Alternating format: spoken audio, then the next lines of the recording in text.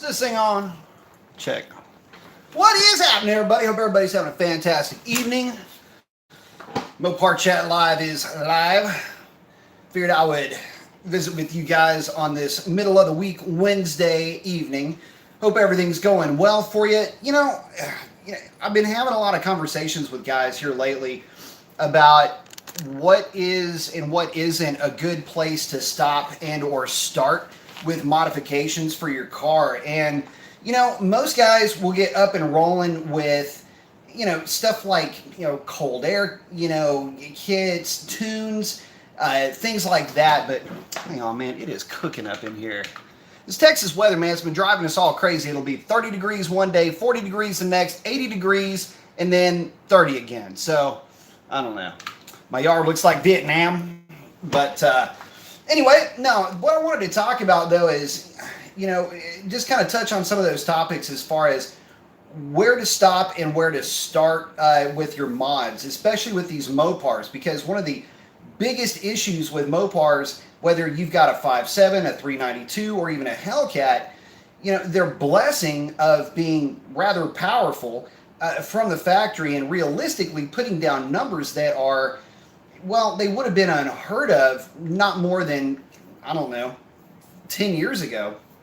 The big thing is, that is their blessing, but the curse is that there's just not a lot you can do to that car to get a lot more power out of it, to really extract a lot of power without ponying up quite a bit of coin. So mainly what I wanted to talk about was what I know has worked and what really gets into the dollar per gain brick wall, so to speak. So this is also following up on some, how do you say it, some rather interesting comments that I'll get as far as one of the videos I made, the do's and don'ts of modding your modern Hemi. So basically it breaks down like this. So if you've got a 5.7 car, you're actually sitting more or less in the best position overall. And for purposes of conversation, we can talk about the NAG 1 transmission, the 8-speed, it really doesn't matter. But realistically, I want to talk about all three of them because, this is a long format as opposed to just a normal, just a video, like a, 10-minute video that you would see. So anyway, getting into it, the 5.7s are actually very responsive to mods, mainly because they're pretty well choked from the factory. For the most part, when you dig into modifications for the Hemis, when people start talking about gains, they're really talking about that 5.7 because number one, it's or they're asking about the 5.7, I should say, because number one, it's the most prolific of the V8s. There's just simply more 5.7s running around out there than there are 392 cars and certainly Hellcats. And for good reason. I mean, they're quite a bit less expensive, and on the resale side now, they're even more so less expensive. And that's also a topic I want to touch on is the basically the resale side of all of this. Where do these cars fall in play as far as, when you hit that mod brick wall, when are you encroaching on that 392 in terms of power? So basically, another way of looking at it, it kind of breaks down like this. You've got your 5.7 with headers, cam, ported intake, larger throttle body. Typically, we'll put down just under or right at what a 392 stock will put down to the rear wheels. Let me see something real quick here. Bear with me just 1 second.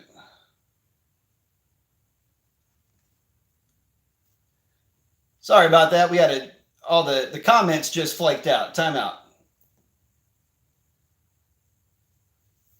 So before I get into that, let me say what's up to everybody. Somehow or another, we have the comments disabled here. Justin, what's going on? Michael, what is going on? Been a while. Good to see ya. Natalie Dayton, what's up? CJ, what is happening? Michael Corleone checking in with Professor Mason. Mopar's checking in with I'm in. David, good evening. Good evening to you, sir. Justin saying, see the new turbo, huh? Man, that thing is loud, going after his 8 bills to the rear wheels. This should be fun. New trans will be in next week. Trying to get Circle D to make me a converter. Get over there and get that, man. I can't wait to see it. 10 Fast Cars, what up, B Mason? When is the next track rental? I don't know when the next track rental is because, number one, I can't predict the damn weather. Here lately, it's brutal to say the least, but I will let you know when the next one is coming up. Let's see. Oh, yeah, Dr. Pepper. By the way, the Dr. Pepper machine, where's my thing? Dr. Pepper machine is up and running, and it is getting cold, so it's nice. And no, I did not kill myself getting that thing in the house. Sam Gabriel saying, yo, B Mason, yo, Sam, what's up? Justin saying, I put another 20 grand under the hood of my truck over the last 2.5 years. I like it. Multiple Mopars thanking David for his kind words. I like it. Natalie saying, hey, brother, just ordered a set of Demon Springs from Scat Pack. Very nice. Hoping for some better 60-foots. We'll see. Any thoughts? Yes. Get yourself a set of Mickey Thompson ET Street R's and launch that thing like a banshee. Sorry, I'm a little bit glowy too. I just got back from the gym. I did about 45 minutes on a heavy bag, speed bag combo, and I am freaking still sweating. So, but I wanted to get in here early tonight. Joe T hollering out, hey, B Mason, hey, Joe. Funny you're talking about the 5.7. I think within the next couple of weeks, I could be getting an RT Charger with an 8-speed. I'm super stoked, and I'm stoked for you. I'll get to that 5.7. In fact, I'm probably going to have to getting back to that here in a minute. Sam's asking if I ever heard of anybody doing a 727 swap on the new cars. No, but I have heard of people doing 727 swaps on repowers with newer Hemis and older cars, but nothing in the newer cars. At least I haven't had any experience with them. CJ saying RT Live 2017 RT with a 5.7 as a 392 intake manifold. Good mod, by the way. Hooker shorty headers and a J Green cam, unlike PCM, and a Flowmaster exhaust, and it's making well over 400 to the wheels. That's not uncommon. And that's one of the things. So let's talk about the 5.7. Not trying to cut anybody off here, but let's talk about the 5.7 for a minute. So getting back to it, I have one minor regret with my journey through Mopar, and that is that I never bought a base model 8-speed 5.7 Challenger. Here's the reason why. The idea behind what the build that this is, everybody's kind of got their dream build, and I do have my Hellcat, and don't get me wrong, Revlon and I, we're kissy right now. Love that car, but as far as being an enthusiast, to me, the Hellcat is a bit limited from a realistic, real-life street performance point of view. So let me get back to what I was talking about. The car that I would really love to get my hands on would be 5.7 base model Challenger, 8-speed automatic. And here's what that car would get. It would get 370 gear set for sure. Whipple supercharger, long tube headers, one of my camshafts, ported heads, Stanky tie bars and collars, fuel system on E85, and that would be kind of my weapon of choice. The reason it would be my weapon of choice is because I know for a fact I could build a solid mid to low 10-second, possibly even a high 9-second car spraying that thing. And if I scattered it, I could just have a freaking harvest of 5.7s just waiting to go. That being said, build the 5.7 up to where it'll handle the power, and believe me, you're just boost away from screaming. The other option would be to go with a 392 rear gear set, but I think with that supercharger would be a little bit much. The other build that I would want to do would be same idea, but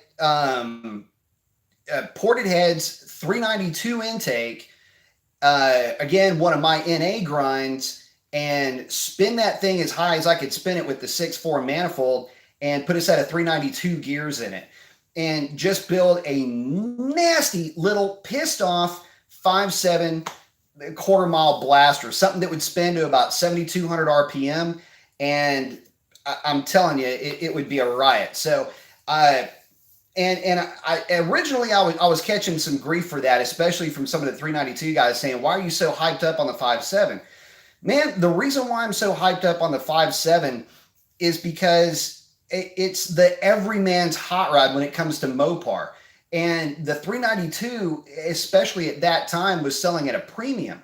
And, you know, the 5.7s, you could pick them up for a song, you could hot rod them. You weren't really concerned with resale value. There wasn't any issue at all with getting parts. If you blew one of them up, yeah, it was expensive, but you could find that block laying around out there. So, you know, it was the LS of the Hemi world, so to speak. And to me, I didn't really see a distinction between the 5.7 and anything else that was out there that you could play with, just in terms of parts availability and block availability. So I guess what I'm trying to get at is, you know, the 5.7 just does not get the respect that it deserves, and guys overlook it because they think that, well, it's a smaller engine, the car weighs a lot, you know, it is a little bit slower. And I'm going, man, slow is a relative term. And keep in mind, you know, it's funny when I start talking like this too, because, you know, a bunch of folks will start coming out of the woodwork saying,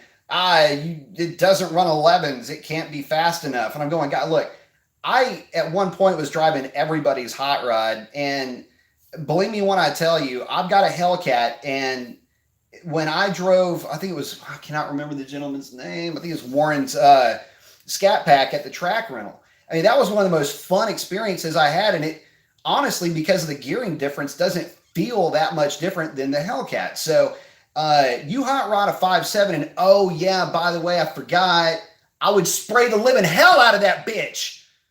I mean, I'd hit that with a built block. I'd hit that bitch with about a 250 shot. Progressive. I'd probably go 2 kits on it. Send that motherfucker, run some mid-9s with it. So anyway, but lighten that thing up. The NA combination would absolutely be a nitrous combination for me. And, you know, anyway, getting back to it though, it's just the fun part of, you know, of when you're talking about putting one of these builds together.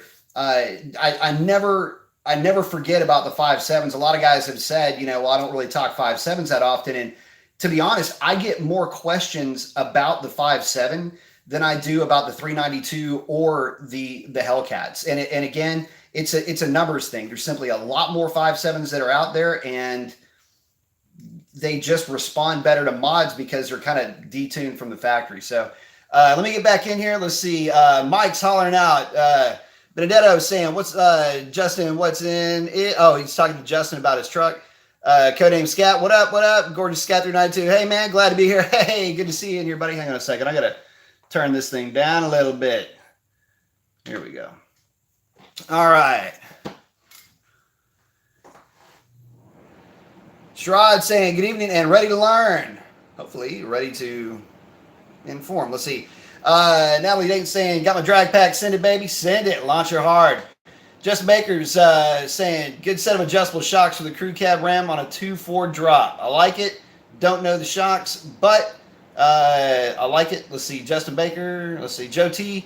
Also to CJ, I think he has the track pack with the 307. It's pretty good. I like that. CJ Colvin saying, Foxcast Media has a 1993 red Mustang GT with a 5-liter Coyote swap, and it sounds like a beast. Go to Foxcat Media's channel if you want to see it. There are a ton of Coyote swap Fox bodies, so he is one of a ton, and yes, that is a very, very stout combination. Brennan saying, are there any gear options for my Charger Scat Pack? The only ones that are out there would be if you wanted to swap a 370 gear or a 392 gear into that car. I would suggest if you're doing a lot of highway driving, stick with the 370. 392 can be a bit buzzy. If you're going to the drag strip, man, 370 or 392 will put you right where you need to be. Just depends on your power level. CJ talking about Joe T. Let's see, Sam, is it true that 5.7s in the truck has more potential than the 5.7 in the cars? No. They both have the same amount of potential. The difference really is just in the intake manifold. And to be honest, I think that the 5.7 is slightly underrated in the cars. They're rated at 370 horse, but those engines and those cars and the trucks typically will put down the same power to the rear wheels on a Mustang dyno. Now that being said, you know, with cam, headers, throttle body, typically power numbers that you'll see out of them, 380 is kind of a healthy 5.7 without resorting to a camshaft. Go with a camshaft. You can get as high as 395-ish. Coming up on May, you might get to 400 with a 6.4 intake. But that being said, you know, you gear that thing a little bit more aggressively, and they scream. So they are a lot of fun. Justin saying, when you're ready for those 370 gears, let me know and I'll take care of them. You got my number. I like it. I'll tell you what. I have been thinking about 309s for the Hellcat, but I'm having too much fun with it the way it sits now. Plus, got a little bit of warranty left, so I'm going to leave it alone. But I can tell y'all, if y'all are looking for 370 gears, that is going to be the way to go. Joe T, that list of mods you said for the 5.7 is kind of scary because that's exactly what I would do. I like it. Great minds think alike. Let's see. CJ Cole then. Ford might put the new 7.3 Godzilla V8 in the Mustang as well as the new Raptor. Don't hold your breath. Okay, so let's get this out of the way. The 7.3 is a tugboat motor in comparison. Yeah, you could probably get some power out of it, but it's going to take a vastly reworked set of cylinder heads, intake manifold, the whole bit. Not saying that they can't or won't, but I would see it going into the Raptor as an alternative to the EcoBoost, but I don't see it going into the Mustang because there's simply not enough reason to put that thing into the Mustang. It kind of goes against the, I don't know, it goes against the, kind of the, I don't know, the mission statement of the Mustang in a way. That's really what the, Dr. Pepper, by the way, it's really what the GT500 is kind of there, but you know, the mission statement of that thing is going to always be, I think, moving forward, is going to be 4-cam.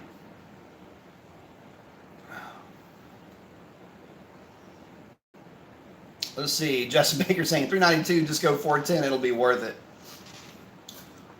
Got a little tire. That 410 is going to be nasty out of the hole. Let's see. Sam Gabriel saying, what would you consider a safe power level on a 5.9 and a 5.2? On a stock one? You know, you can go heads, intake, cam, headers.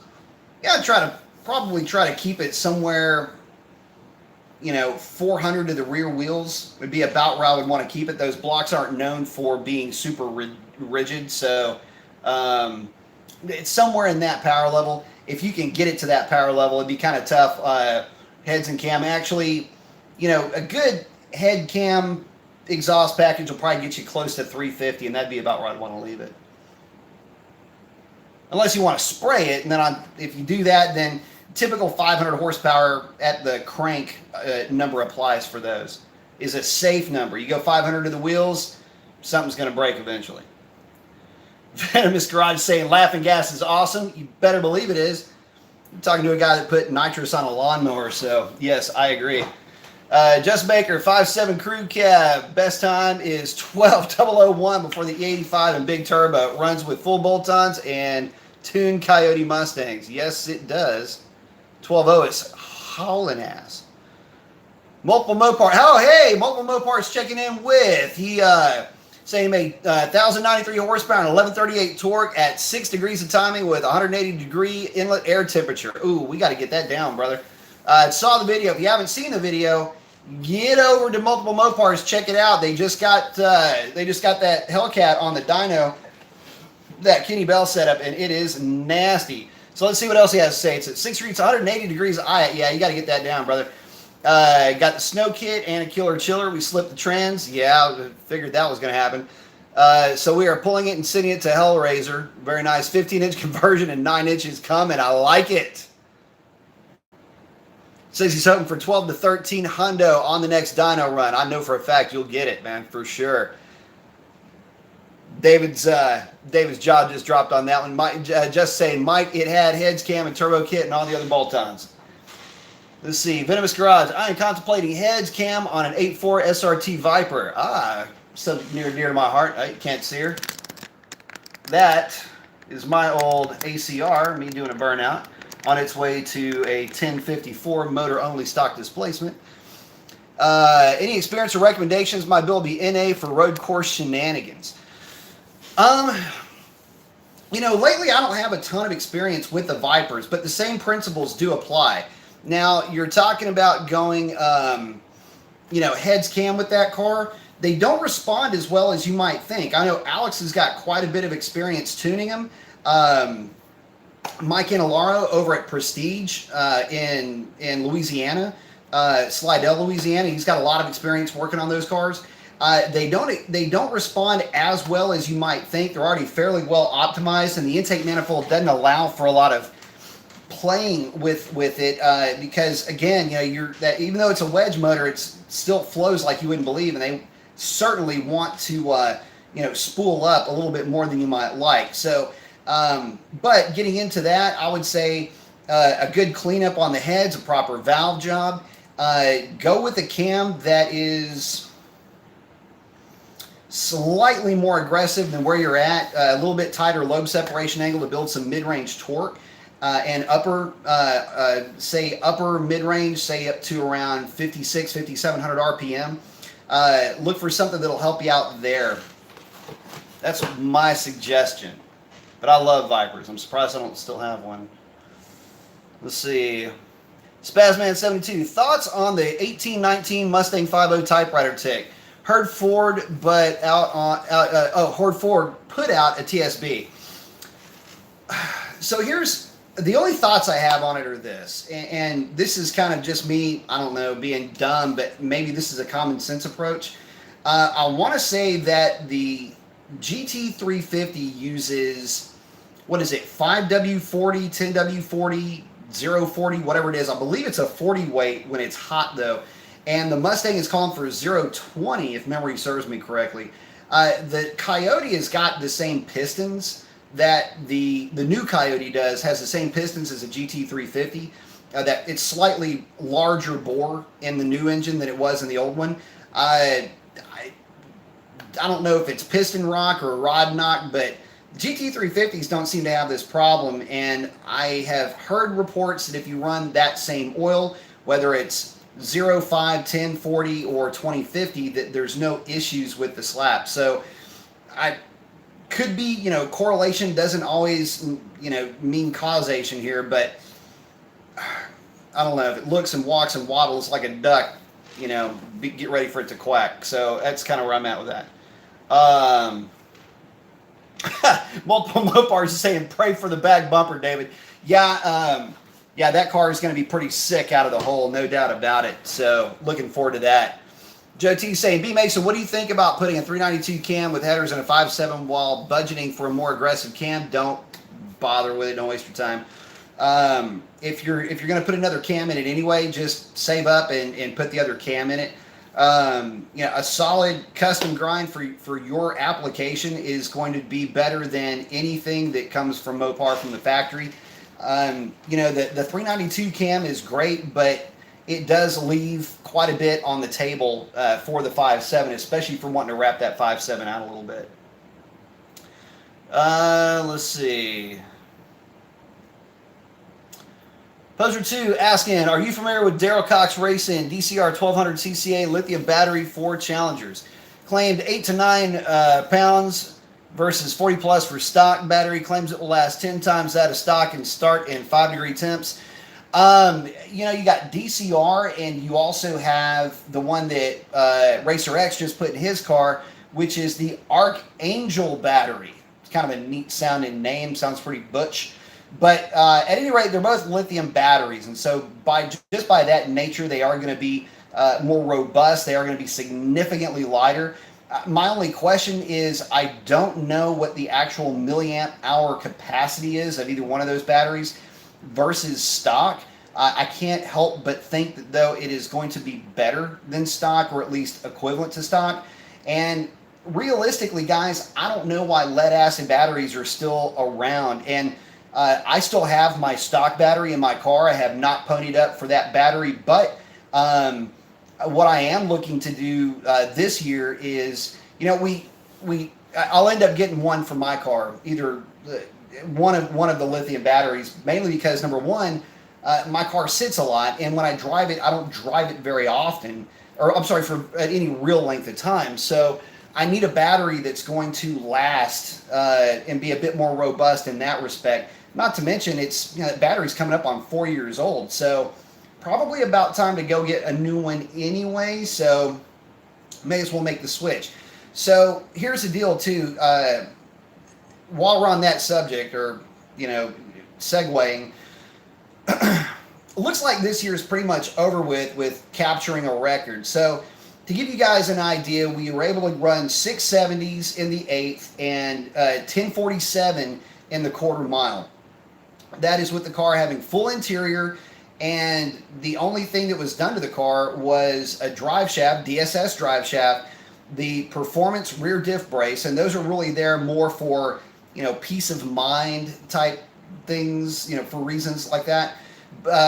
And the Raystar drag pack. And again, Raystars because, LSX Jimmy hooked me up with a sweet deal on a set of Raystars.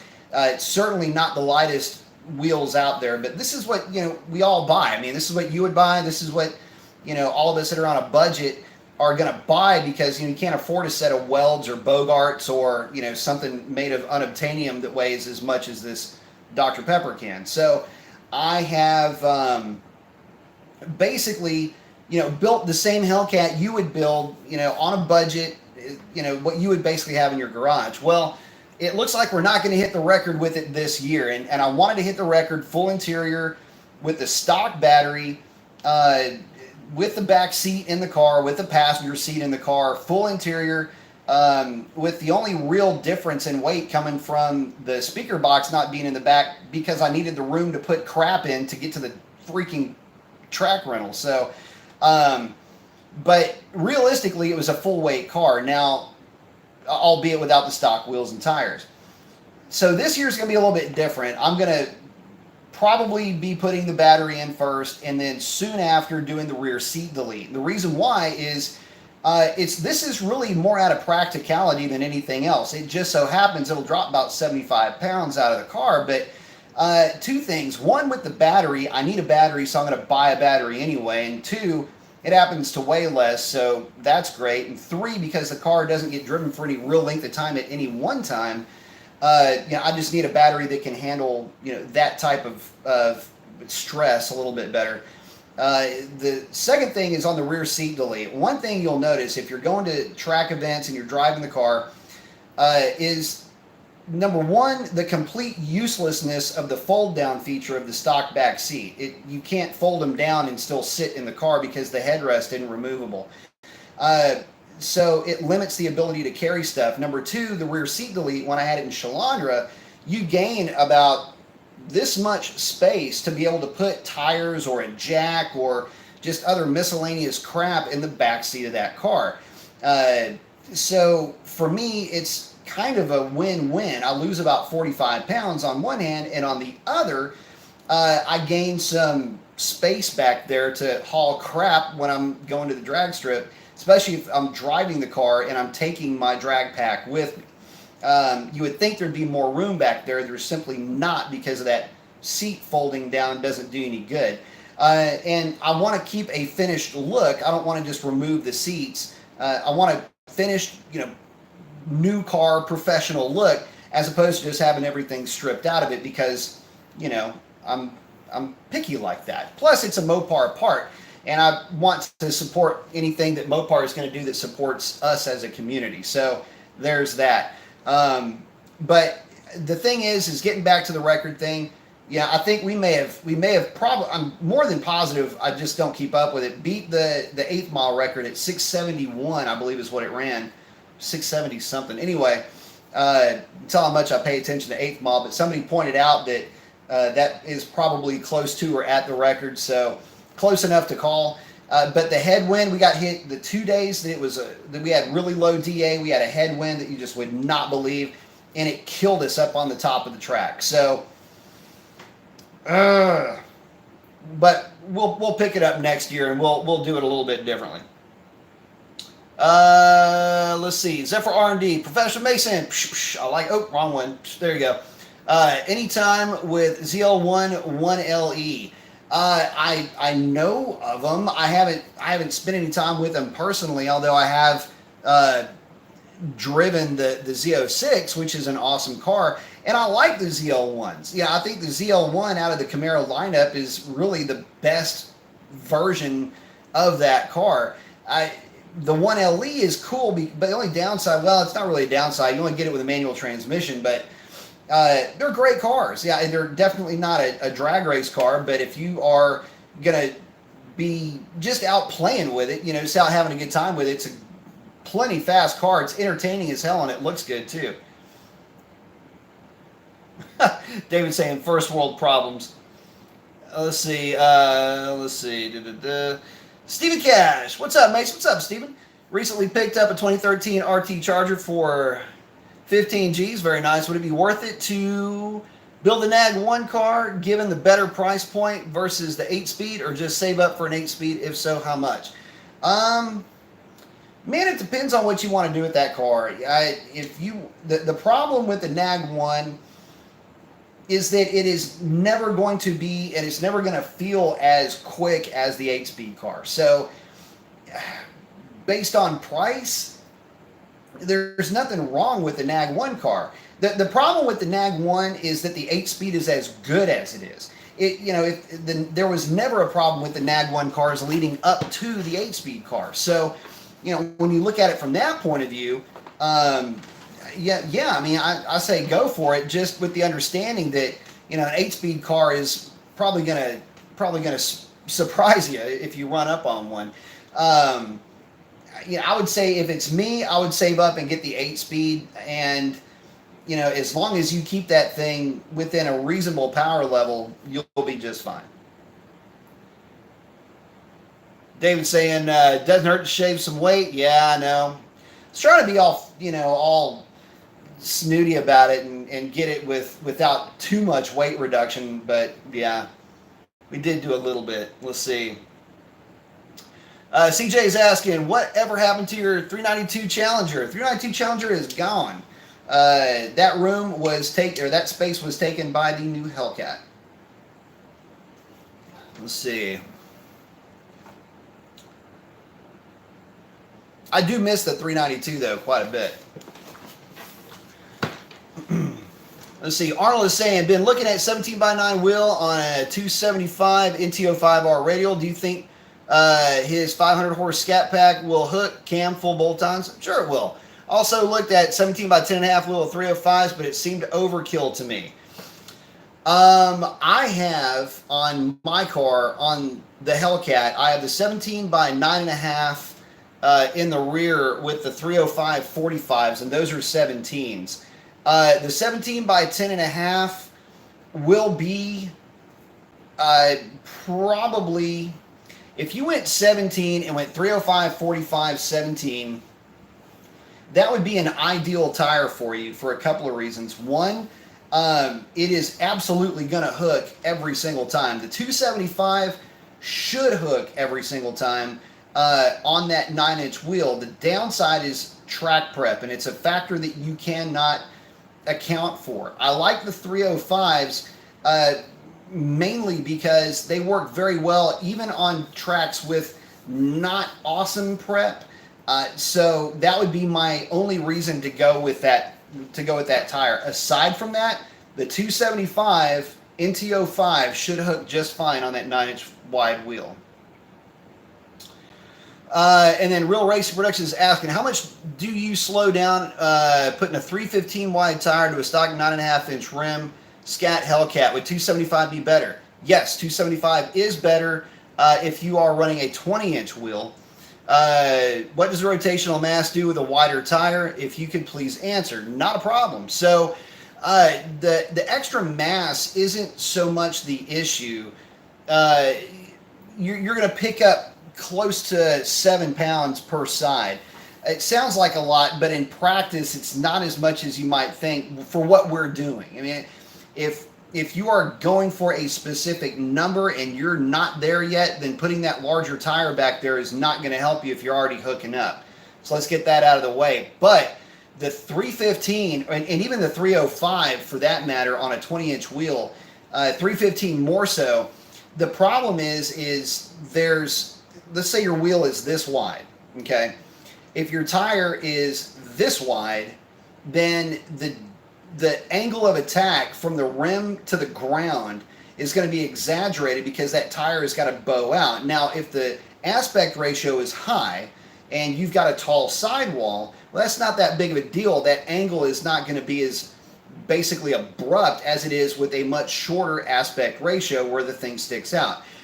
All in all, what that basically means is that for any given air pressure, the footprint will not be even with the larger tire as opposed to the smaller tire, which means that you're going to have some spots that have more pressure on them than others on that tire. If they're underinflated slightly, they're going to want to cup, and the tire is going to naturally want to cup because the sidewall is getting popped out. That contact patch is going to want to bow. So you're going to want to put more air in it to offset that. Seems like it'll work. The problem is that you get this unevenness across the footprint of that tire. Whenever I have done pattern testing on tires, that's one of the things that I'm looking for is at what pressure is the contact patch as flat as I can get it. And you'd be surprised how high you have to go to get a flat contact patch when you go oversized tire on a 20-inch wheel. Typically 32, 33 PSI. Now, it's not to say that on a prepared track you can't air them down and run just fine, but keep in mind that on my 392 car, I ran 32 PSI on my 305s on my 9.5-inch wide stock wheels. So when I ran the 275s, I typically would run 24. So I could get away with a lower pressure, give me a little bit more of a cushion out of the hole, and allow the car to hook a little bit better. So the car, by all accounts, it's still dead hook no matter what, but the contact patch was just funky on the 305s. Plus, it felt a little bit, I don't want to say it felt loose, but it felt a little bit out of sorts with the 305s as opposed to the 275s on that wide of a wheel and at 9.5. I hope that answered the question. Cleaver saying, B, what's good? What's up? Let's see. Gordy Scat 392. Get a nice 93 octane tune on that Viper. Yeah, they don't really do a lot with. I mean, you can pick up with tunes on Vipers, but a lot of it has to do more with killing that cat over temp on the car, get the cats off of that thing, and the same rules apply with the Viper that apply to anything else, but they can have a nasty habit of being a little bit soft without a tune also. Justin Baker saying, everybody give a thumbs up and like the show. Yeah, do that. I keep forgetting to do that myself. CJ Colvin's asking, or saying 86 Face has a 2016 V6 Challenger with a RIP supercharger. Yep. And an aftermarket exhaust system, and it makes well over 425 at the rear wheels and loves to smoke V8s. It's not to say you can't do it. I mean, a V6 boosted is going to be right up there making plenty of horsepower. And, for, the supercharger setup cars making, 4.25, 430, 440 horse. Yeah, from a roll, they can do pretty well. It's just, from a dig, they may be a little bit of a disadvantage because of a lack of torque. But, yeah, you can definitely throw, the little RIP superchargers aren't half bad. Let's see. Sam is asking, have you ever seen the 4.7 at the track? No, I have not. Venomous, thank you for correcting us. 5W50 on the GT350. David Hamill saying, I love it. Venomous Garage saying GT350s just burns the oil. 1 quart per 1,000 miles. Personal experience. Y'all know my experience with the GT350 has been positive, and I love that car. That buddy of mine that had his, I drove that car, and it was an amazing car. But he did get rid of it early, and he got rid of it early mainly because not that there's anything wrong with it. It wasn't exciting enough for him. This lack of torque, I guess. Let's see. Gordy Scat 392. CJ Colvin, his Challenger is not well over 425. It runs 1280, so it might just not have the torque to get out of the hole, though. I have seen some V6s do really well, and the Mustang V6s with superchargers do well. I've only seen a few of the RIP supercharged V6s. I think they were putting down like 350 on the Mustang dyno. So, That gives you any idea. So basically 5.7 power. Endless Combos asking, can you explain the difference between sport and traction control on the 392? Yes. So sport on the 392 is going to be more straight line performance oriented. It'll still let you do a burnout. It will allow the car to spin a little bit between shifts without yanking, basically just pulling the plug on the fun.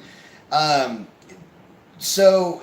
you still, if the car, if it senses any yaw, it'll basically shut you down and straighten you out. Track mode is actually more of a nanny than sport mode. So track couldn't do a burnout, and but track will allow more yaw before it starts to kick in, and you'll notice a little bit harder shifts. But what I noticed is that depending on the tire that I was running, I would get a little bit of wheel spin on the 1-2, and if the track was in really bad shape, even on the 2-3, you'd get a little bit of a wiggle out of it. So, but that's your main difference. So, like if you go to a road course, you would want to run it in track mode.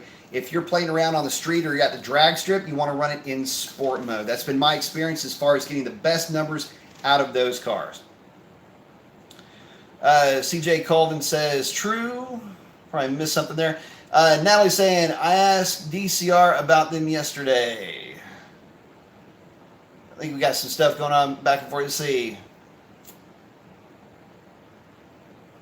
Jose Padilla is saying, should you dyno your red eye if you change your exhaust and air intake?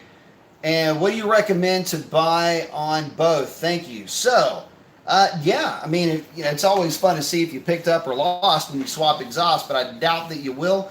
On a red eye, it's basically the same setup as a Hellcat. And as far as the cold air intake, what do I recommend? I recommend keeping it stock, Jose, because that is far and away a better setup. What a lot of guys will ask me on the 392s and the Hellcats 5.7s even is, what's the best air intake system to get? The Hellcat air filter, let her rip. I've done so much testing on cold air intakes that I'm almost good enough to tell you exactly how much it will lose on the dyno versus a Hellcat airbox and a Hellcat intake and a Hellcat filter. There have only been one for sure, which was the Legmaker True cold air intake. That one matched the Hellcat airbox on the dyno. The other one was an AFE box on a Hellcat on a cool down. I want to say it put down with the filter in, it made like just under 800 horsepower. And there are so many numerous documented stock airbox with a green filter Hellcats making 800 horsepower to the rear wheels that, I mean, hell, Racer X's car with the filter in it, I think made over 800 to the rear wheels, and that's a stock airbox. So, and again, that's on a Mustang dyno, and a Mustang dyno, by the way, that is stingy. So it's not only Mustang dyno, it's like more Mustang dyno than Mustang dyno.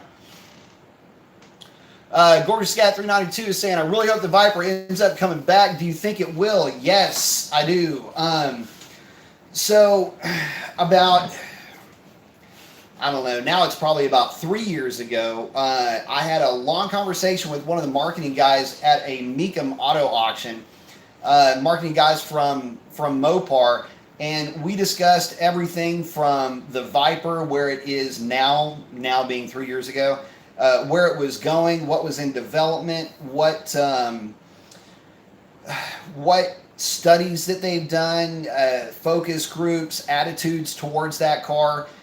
We talked about the Challenger, where it was going, what the new platform was going to be, what the engines were going to be moving forward, what internally they were pushing for, some of the infighting that they were having at the time. So, and it's one of these conversations where, you know, kind of struck up a bit of a friendship at the time, and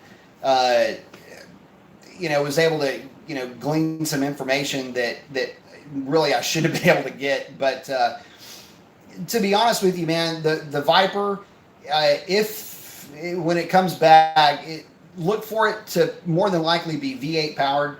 The V10 has more or less run its course, and in terms of long-term viability, doesn't really stand a chance to compete in the marketplace as a standalone unit, power unit. So look for the new Viper to be a more Corvette Viper than Viper.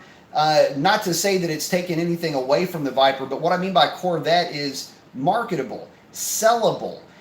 The biggest issue that Viper had was it lacked the appeal that the brand of Corvette had, and the brand of Corvette is a direct line of sight competitor to that car. And when you have, damn thing's about to die, when you have a car that is trying to compete with the Corvette on a track, even, I mean, you take it for what it's worth. Bear with me, guys. Let me get my table here.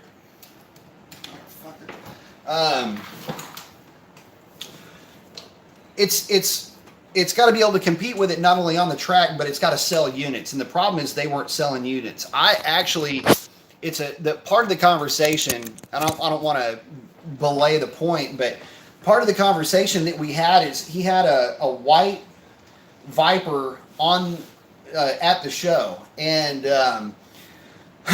when we were talking, I was about a week away from picking up Shalandra at the time, and he goes, I'll tell you what, cancel your order, or just don't buy the Challenger. And he goes, I'll sell you this Viper here for 82 grand. And I go, well, I can't afford it, you know, I don't have the 82 grand. And he goes, see, that's the problem. That's the problem that we keep running into. And then he went off on a costing issue, and then that devolved into where the Z06 was going.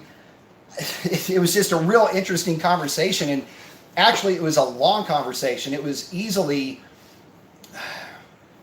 now that I'm thinking about it, close to 2-hour long conversation that we had, touching on a lot of those points. And so, you know, I would love to see the Viper come back with a V10, but from what I'm hearing, that is not the case. Being developed with the idea that it would be more like a red-eye drivetrain, obviously with the 6-speed manual as an option. So there you go. There's the Viper that I know.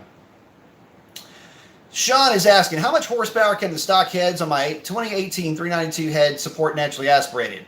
A lot. It's your intake manifold that sucks.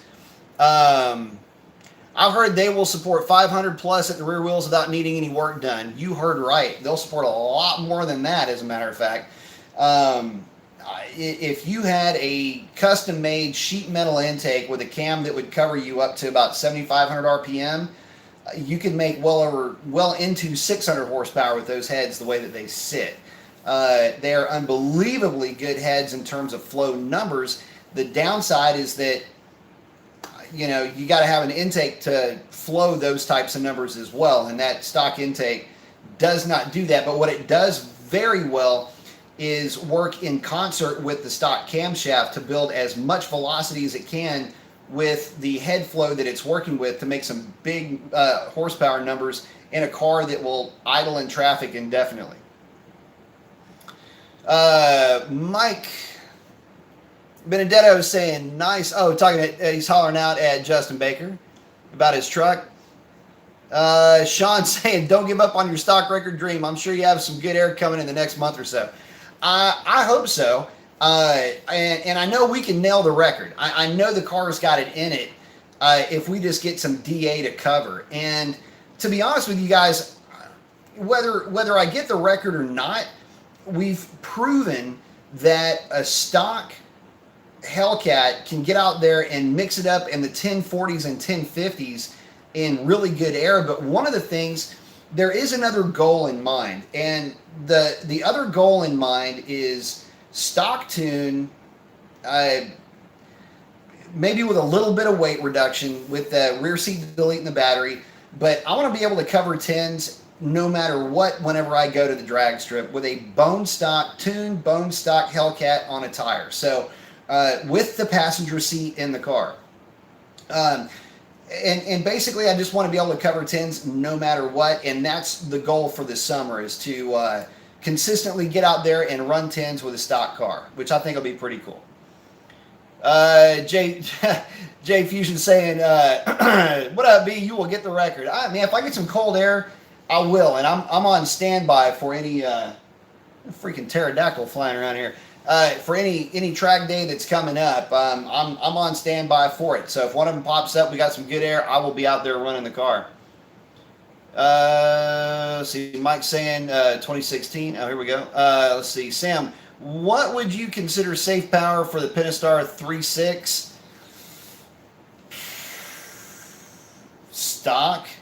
Wouldn't really get too crazy with the V6. You know, you can kick it up another 100 horsepower and call it safe, but that's about as deep as I would take it. Jake Fusion asking, what are your thoughts on the old SRT4? I made a video about that. I have a crush on SRT4s, the likes of which you have no idea. I love SRT4s. I was at a Viper Owners Invitational. In fact, it was 2003, 2004, can't remember. And we were running the SRT4s around the infield. It was myself and another guy. They had a road course set up on the infield at Texas World, I believe. And at any rate, long story short, it was myself and another guy going for number 1 and number 2 position, and we were both riding with each other.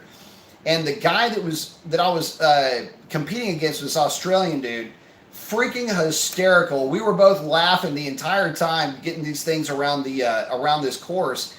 And anyway, he ended up nudging me out by a half a tenth or something like that. But anyway, he was number 1, I was number 2, and we just had a ball. But no, I love SRT4s. So I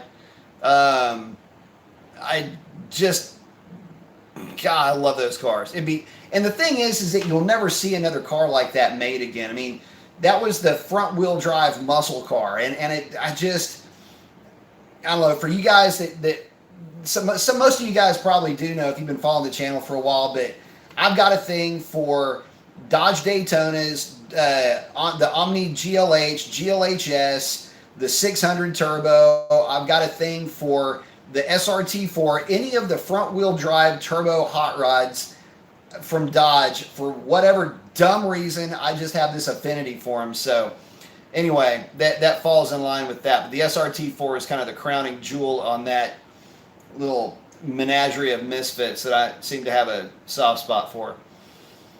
Let's see. Justin Baker saying, oh, he's hollering out at Steven about that 8-speed. Yeah. Saying, yeah, it's expensive. Good transmission, but when it frags, it's dollar signs for sure. One and Only's checking in. One and Only SB340. What's up, B Mason? What's up, One and Only? Let's see. Siphonix is saying, I've seen a few YouTubers with blown Gen 3 Coyote motors checking out 19 Camaro SSs. Hope the Ford engine issues get more butts in the seat of the SS. I'll tell you something.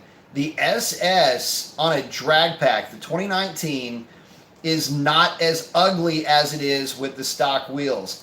We had one of them at a Dallas at track rental, and that car actually looked really good on the drag pack. So I don't know, in person it looks pretty sick with the drag pack, but in pictures that thing just looks like a pug with the flu, and I get it. But again, in person, tarted up a little bit, that's actually a pretty good looking car, I will admit it. So let's see, Jose Padilla saying, can anyone help me? I just got a red eye. Do you have to tune or dyno it if you change air intake and exhaust? No, you don't. You don't have to do anything to it. As long as we're not talking about long tube headers or removing catalytic converters, if you just change an exhaust, you don't, provided that that exhaust has provisions for the butterflies in the exhaust. But cold air, anything like that, I mean, if you've got the red eye, you shouldn't be worrying about too much about air intakes. Exhaust, I can totally understand, and you do not have to tune for that. Save your money on that air intake.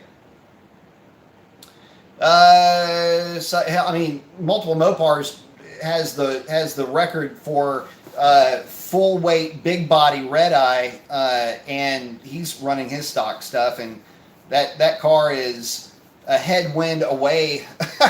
The headwind he was running that thing in from running, I would say that car's got about a low 1020 in it. So I'd say that stock air intake's running just fine. Let's see. Siphonics checking in with Jose. Let's see. Now the tune part of it, yeah, go ahead and get the thing tuned, transmission tuned, and everything else. But for those modifications specifically, nah, don't sweat it. One and always hollering out at Multi Mopars. Let's see. Let's see. Steven is saying, thanks for the advice. I believe that I will just keep mods to the exhaust for now. Good idea. The factory system looks like hell. Yeah. I think I'll even stick with a 5.7. I've seen some nasty 5.7s at the strip. Man, I'm telling you, if you do it right and you do it with the understanding that you're building something that is just going to be fun, then the 5.7 is the way to go. And if anybody wants to hate on you, they can hate on you while they're staring at your tail lights. Let's see. Molten Mopars hollering out at what's one and only. Let's see. David's asking, would you be willing to share your cam grind specs? There's no secret to cam grinds for Hemis. That's the thing. I do custom grinds for pipes. So if somebody brings in their vehicle, it's going to be a custom grind for that application. There are some that are going to be similar to other cam grinds that you may have seen, and similar to other cam grinds that you may not have seen. Mainly because most of us have figured out in the cam community, and it's something I've been preaching for a long time, is that you can't treat a Hemi like you treat an LS. It's funny. You treat a Hemi like if you were to put a Hemi spec cam in an LS, you would almost think that the car would lose power. It's pretty funny. So. But cam specs, it's not just the cam specifications, it's the shape of the lobe. It's how aggressive that lobe is, making sure that you're using the right springs, the right push rods. All of that plays a role in the, in the design of the cam, but in the performance that cam is going to deliver. So, I can tell you the specifications of the cam, but you can have two camshafts with identical specifications that act completely different from each other. And that has more to do with the shape of the lobe and the ramp rate, and also if you're running the right springs, making sure to keep that thing out of valve float. So Hemis are funny. They got these big old valves, and people neglect to run the right springs if they're running a very aggressive camshaft. So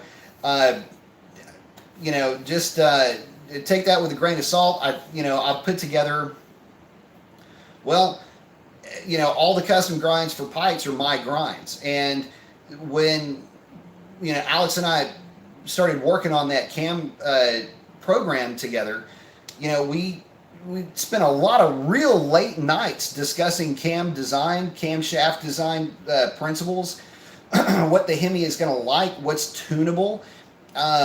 There's so much that goes into it, and the conversations that we had were going deep into the night, behind a ton of Red Bulls, and it did my homework, came back, and we put the grinds together that are, powering some pretty nasty Hellcats. There's a certain Scat Pack Charger that's got my camshaft in it right now that just put down, just a tick over 700 horsepower to the rear wheels on 93 octane with a small blower. It's in a stroker.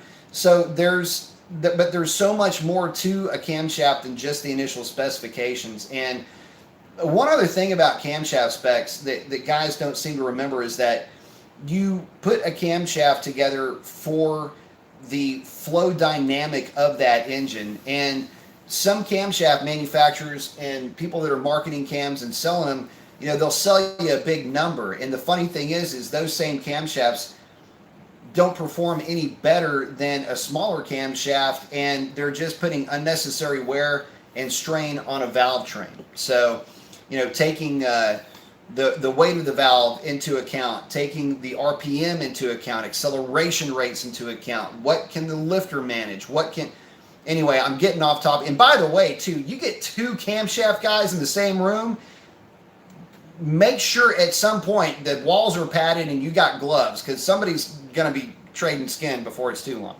Anyway, sorry, that was a long way to go. Multiple Mopars. Saying his is a custom grind from Demon Performance. I think it's their Monster Twin Screw cam. I know that cam. When only SB340 Siphonics. It will. I have 3 that took them to Ford after I found the scarring issue, and 2 had the engine replaced, and 1 guy had a Ford buyback. Ooh, that's not good. Let's see. SRT Craze, good question, saying, what is an ideal aspect ratio for rear drag radials? I've been looking for some Hoosier 325s for my Challenger SRT8, and I'm currently running 295 radials for the street. The best aspect ratio is going to be the one that gets you the right width for the right tire height that you're looking for in terms of adjusted gear ratio. I will typically say that if you have a 17-inch wheel, I want to say that you want at least,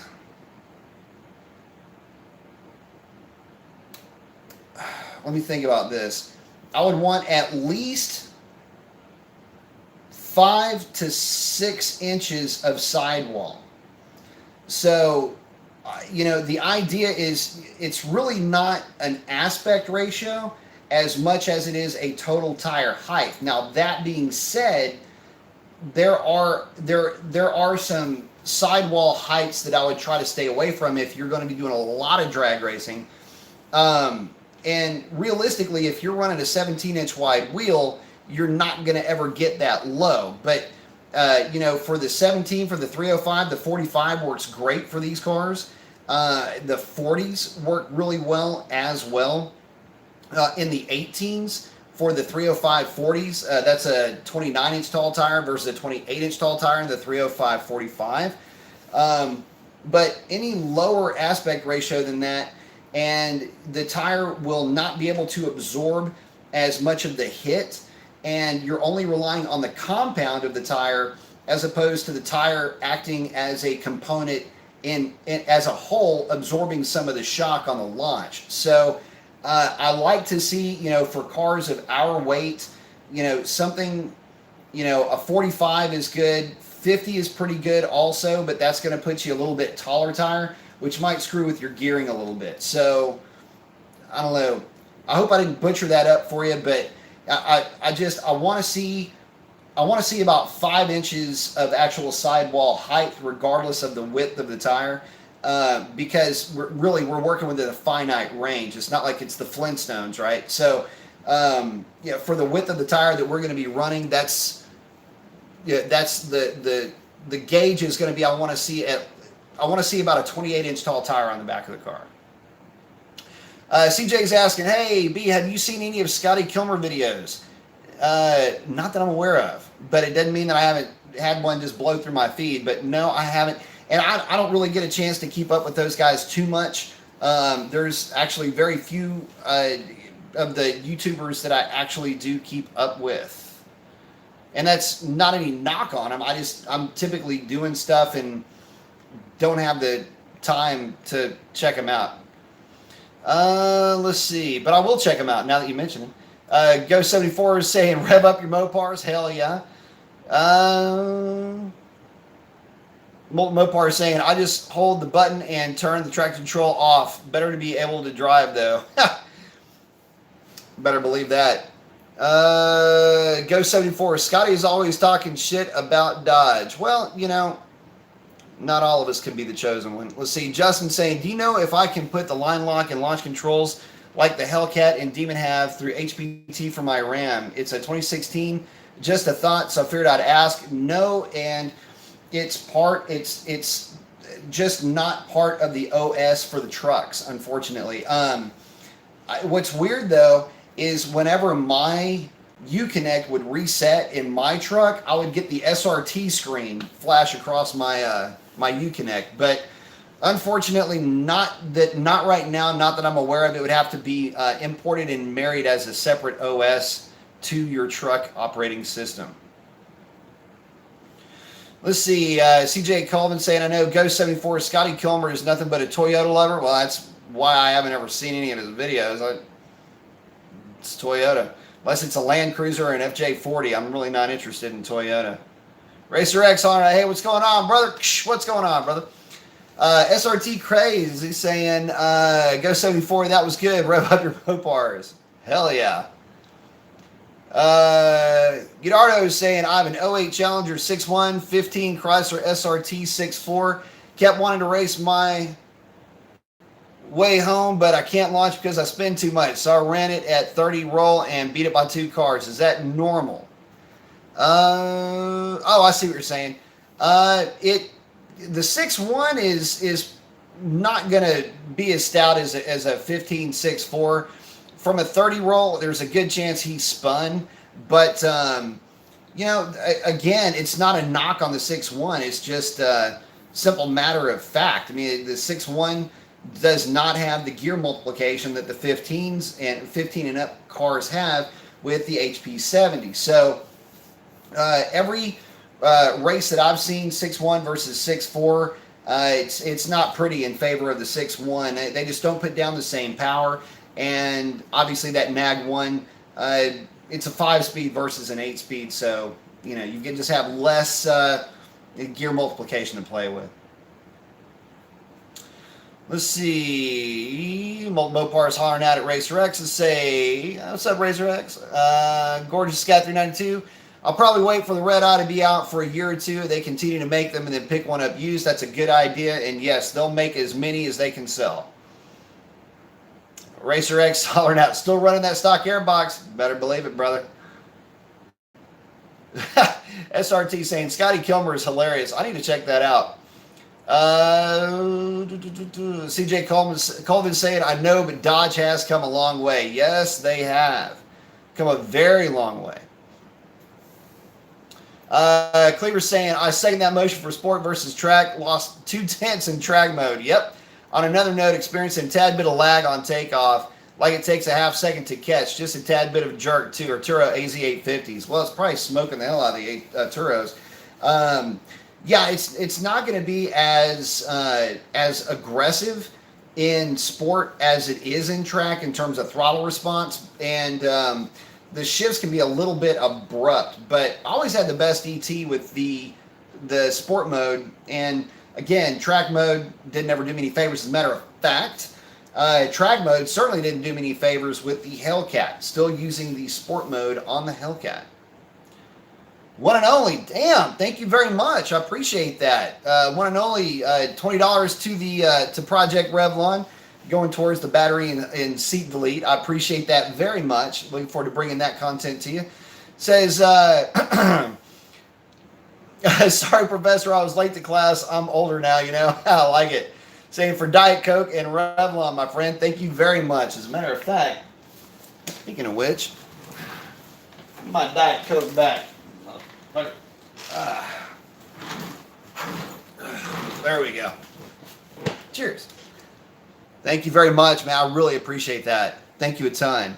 But yeah, no, it's... looking forward to it. You know, this year is going to be a lot of fun with Revlon for sure. Got a little bit in store for her. We're gonna whittle that weight down just a little bit. By the way, at the track, the way it sits now, she weighed 4490 with me in her, with just over a quarter tank of gas. Let's see. Justin Baker's hauling out at Mike, giving him the specs on the truck. Thank you again, one and only. I do appreciate that, man. Seriously. CJ Coleman saying, that's true, Ghost. We have a 2016 Dodge Charger SXT all-wheel drive V6, and we love it, but how my dad... But now his dad wants a Hemi.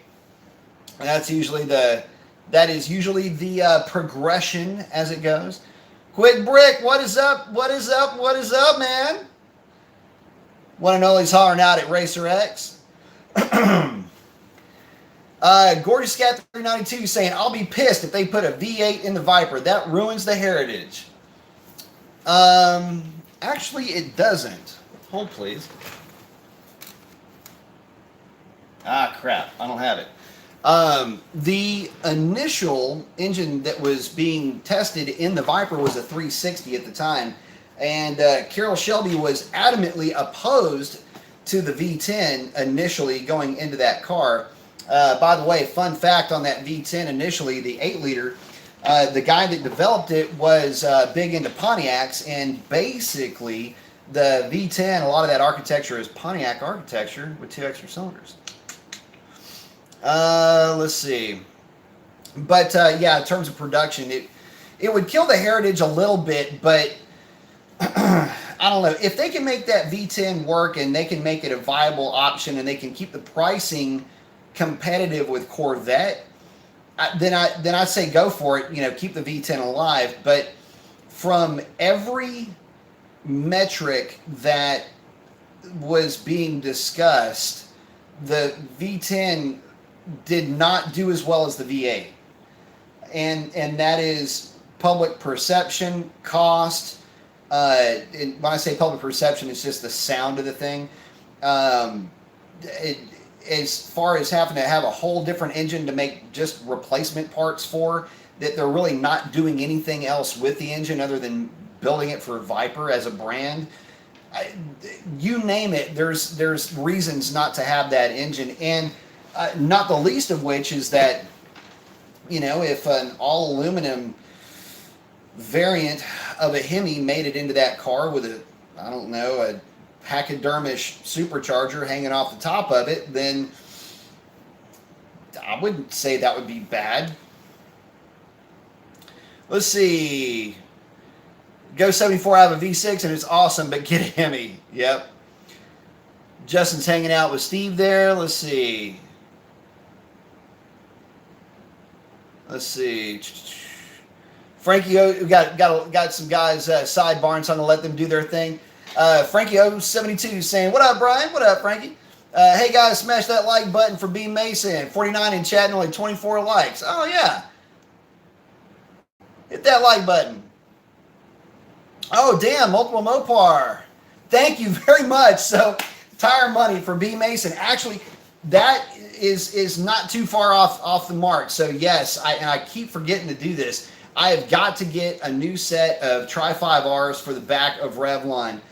The Tri-5s that are on the car are the same ones that were on Shalandra, and she had a lot of burnouts, a lot of miles on those tires. And yes, here pretty soon I will need to order a new set of tires. So thank you very much, buddy. I appreciate that more than you know, as a matter of fact. And that is in the kitty for my Tri-5s, so that I can drive the thing around on the street without, I don't know, having bald Tri-5s on the back of it. But thank you very much. I truly appreciate that. Let's see. Joe T says, now here's a question for you. I know it's two completely different platforms, but which do you think has more potential, LS3 or 392? LS3 does. LS3 does, and I'll expand on this very briefly, and this isn't just an LS versus Hemi thing. The LS3 has more potential because there are numerically more intake manifolds available for it. There are more platforms available to run that engine in, or platforms that have an LS3 or an LS3 derived type of engine in them. So getting your hands on one of the engines is easier. There's a lot more. There's a lot more upside to it from a cost perspective, and when you start looking at power, look, the 392 does great, and it does amazing things for what it is designed for. But again, because of the lack of aftermarket support, especially for intake manifolds, it makes the 392 a bit more of a challenge. Not that you can't get good power out of them.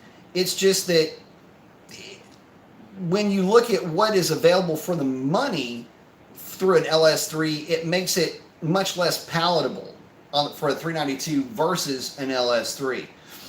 Now, that's not to say it's just dirt cheap to build an LS3. If you do it right, it's going to cost you a pretty penny. I mean, you start to get into, the $5,000, $6,000, $7,000 range if you're building it with quality components, building a stout NA combination, rods, pistons, stroker crank, all of that. You'll get up there pretty quickly.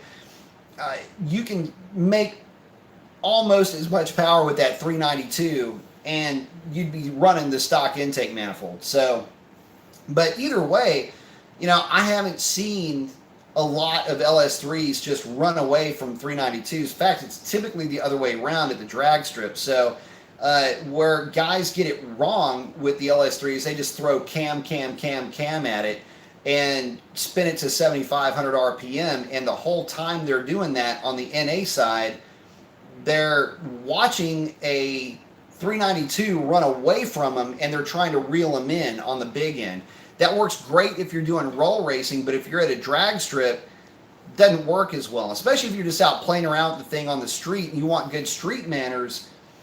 A 392 is impossible, in my opinion, to beat in that environment. In its arena, it is the best package available, in my opinion.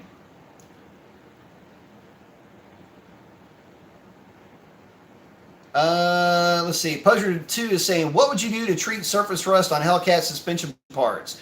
Corrosion rust, let's see. Convert brushed on, followed by stable rust stopper, do the trick. Oh, yeah, any of those. It's the same as anything else.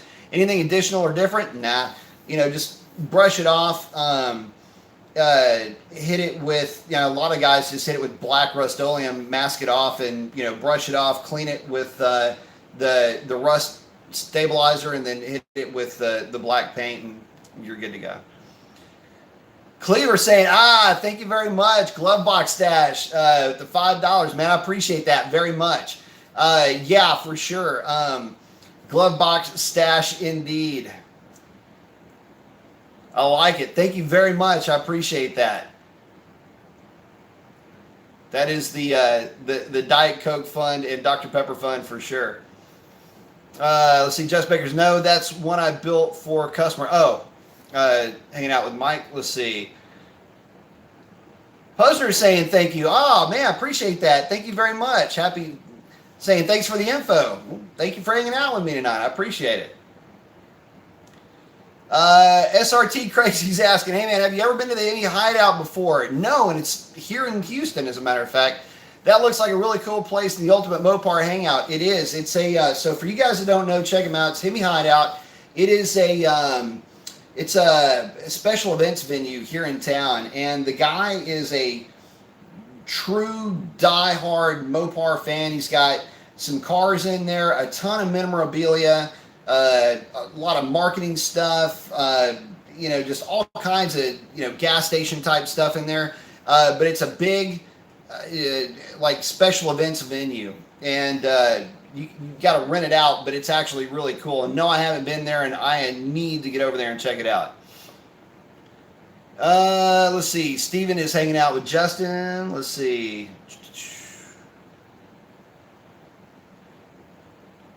Let's see.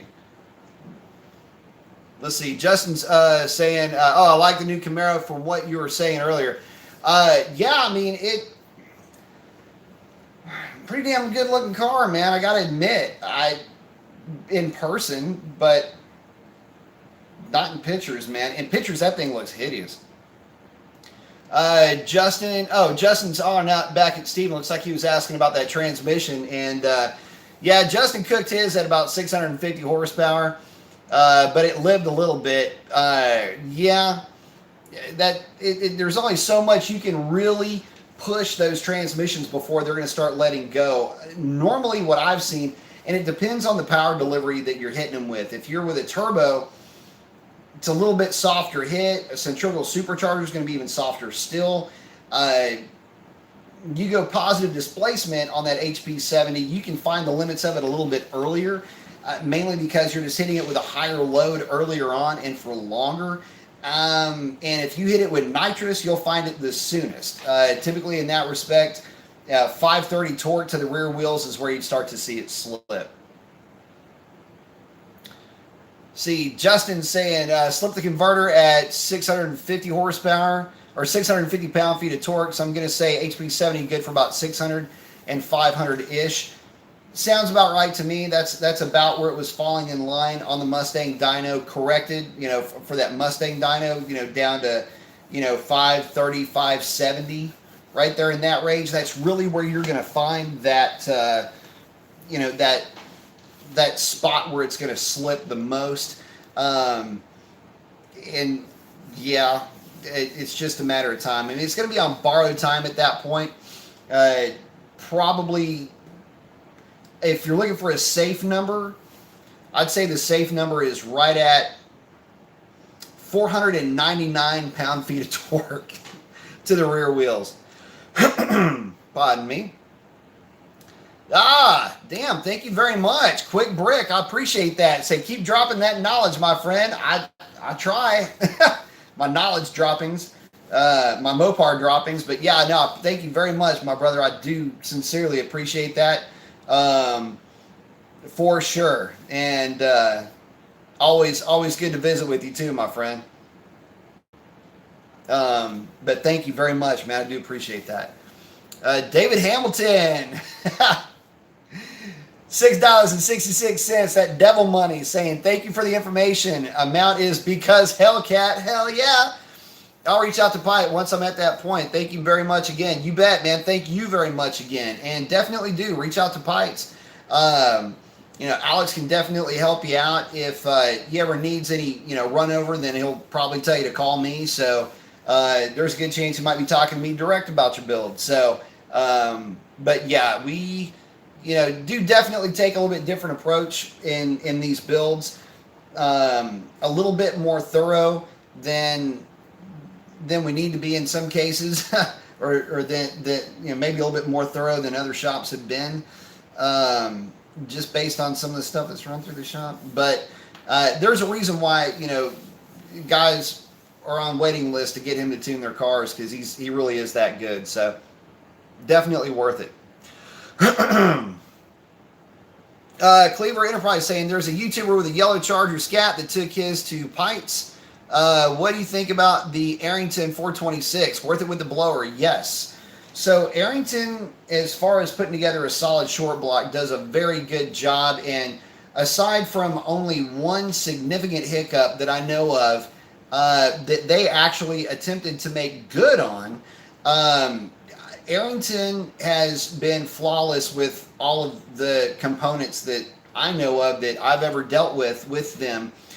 Including their engine. So, yeah, I mean, if you're considering doing a 426 build, I would certainly not pass up Arrington. In fact, I would probably, if it were my car, I would go Arrington. And I mean, they're not paying me to say that. Arrington is really good about, standing behind their products, and man, they put together a nice kit. So, but no, that car, it's stout. I know that, I don't want to steal any of his thunder, but that car is very strong. It does have one of my camshafts in it, and it is making a lot of power on 93 octane. And to put some things into perspective here, I've got with Hellcats, 392 cars, or what have you, pretty much with anything with a V8, and boosted. I've got this like there's always that imaginary number, and it goes something like this. What number is the safe number for my block, or what number is the safe number for this boost level, or whatever. 93 octane, the safe number, that safe word that everybody needs to know is 700 horsepower. On that dyno, on the Mustang dyno, there's only so much cylinder pressure that 93 octane can manage, and it makes sense. I mean, when you start to look at just outright power numbers for a rail injected engine, you start to see that number become more and more prevalent, and you'll start to see a little bit of pre-ignition with other combinations, and you start turning up the boost, trying to make more power. You got a hotter air intake temperature. That can also help to sting that 93 octane as well in terms of making power. So I don't know how I got on that tangent, but I did. But yes, I do know the car very well. Let's see. Asking, was it worth it with a blower? Absolutely, but he needs more blower. Mopar is saying, well, I'm out.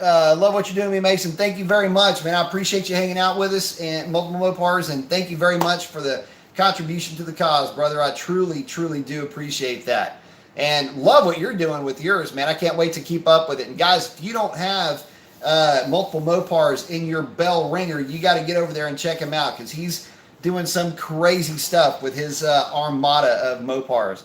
Go check that out.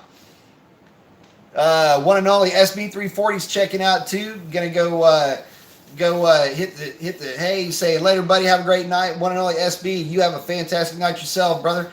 Let's see, Stephen Cash. Let's see, hanging out with Justin right now. Let's see, White Knuckle RT saying, hey B, I have a 17 RT and want to put a better gear in the rear. They currently are 306s. What would you recommend to get it out of the hole a bit quicker, and will it require a tune after a gear change? So for a 70 RT, I would say 370, and the only thing keeping me from saying 392 is just how buzzy are you cool it on the freeway. Now, I like the 370 as far as overall performance gain. For an RT, just keep in mind that 370 gear is expensive. So 392 is less expensive, and the reason for that is that there's just a lot more of the 392 gears made, because that is the manual transmission gear for a 392 powered car. Just so happens they both, 392 displacement also has a 3.92 rear gear ratio. If it's my car, I go 370. Mainly because 370, if I have an RT, I'm probably going to put nitrous on it, and 392 might be a little bit much. Now, as far as do you need a tune? Technically, no, you don't. However, I would suggest a tune, because you're going to need to make some transmission adjustments to manage the acceleration rate, because your acceleration rate is going to go up significantly.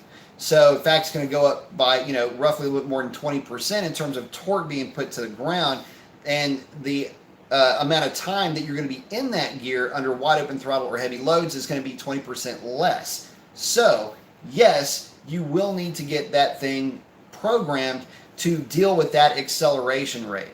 But aside from that, technically speaking, to drive the car, no, you won't need a gear, because you're calculating speed based on the exciter ring that's on the shaft.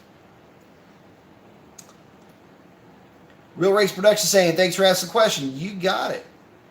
SRT Crazy saying, anybody remember the movie Weekend at Bernie's?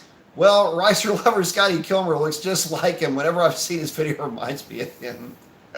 That's hysterical. Justin, damn, Justin, thank you very much. Checking in with 1999. Do appreciate that very much. Contribution to the cause. Thank you very much, buddy. I appreciate that.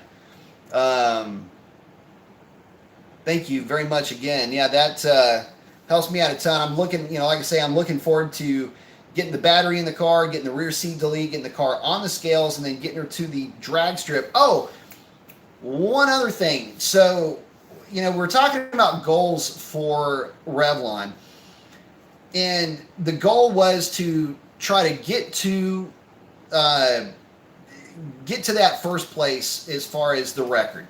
Like I say, I'm 99% sure we nailed the 8th mile record. I haven't heard anybody say that I haven't. With that 6:7:17, I think is what it ran, something close to this, in the 6.7s, deep in the 6.7s at about 100, almost 106 miles an hour. If memory serves me correctly. You would think I would know this, right? The time slips from the car and I just didn't grab them. But we got screwed by the headwind, and I know for a fact we would have covered the record handily if we weren't messing with that headwind when it ran the 47. That car on that day, everybody was running about a tenth slow. It was just because the headwind was killing us. So yeah, I mean, I know that car would have covered the record, and so there you have it. Not to mention, it had not only happened once but twice. Once at the track rental, and then once at another event that I had gone to. So yeah, that's where we are with that. The other thing we want to cover is tins in during the summertime, and that's going to be typical summer night. Go to the drag strip. You're not looking to break any records because it ain't going to happen, but you just want to go out there and have a good time. Want the car to run tins in those conditions. And the other goal that I have is down here a real common density altitude is 2,000 feet. Whether it's hot and kind of muggy or what have you, the 2,000 foot DA is also a number. I would like to get a 1080 in 2,000 foot DA, and a lot of that in a 1080 or a 1070 actually, and a lot of that has to do with the idea that a lot of folks don't have access to great density altitudes. I'm down here on the coast, and a 3,000 foot DA down here means it's about 100 degrees outside. So yeah, the car will never cool off in those conditions, and that would be pretty brutal. I'd like to see the car run a 10 in those conditions too, but it's going to take a little bit more than just a little bit of weight reduction to get her there. But I figure if the DA is between 2,000 and 2,500, it should still run 10s if we do everything the right way, and I think we are. So thank y'all very much, and we'll still keep plugging at it. And I'm going to keep hitting the gym. I'm going to lose some weight. I'm going to cheat and just get skinny. Let's see. Alice Dream, will a 315 35/20 tire affect the Hellcat for roll racing on the stock rim size? Yeah, it will. It won't do you any favors. I'll tell you that. Really the biggest tire I would suggest on those rims would be a 305, mainly due to contact patch.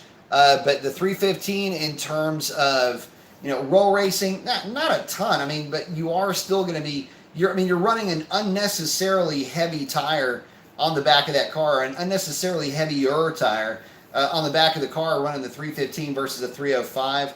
If you're running a drag radial, the 305 will do just fine. If you're not and you're running a 315 trying to get more traction, you might be going about it a bit wrong, mainly because the footprint's not going to be as consistent as the a 275 or a 305 or really 295, which is actually another good tire, would be for that application.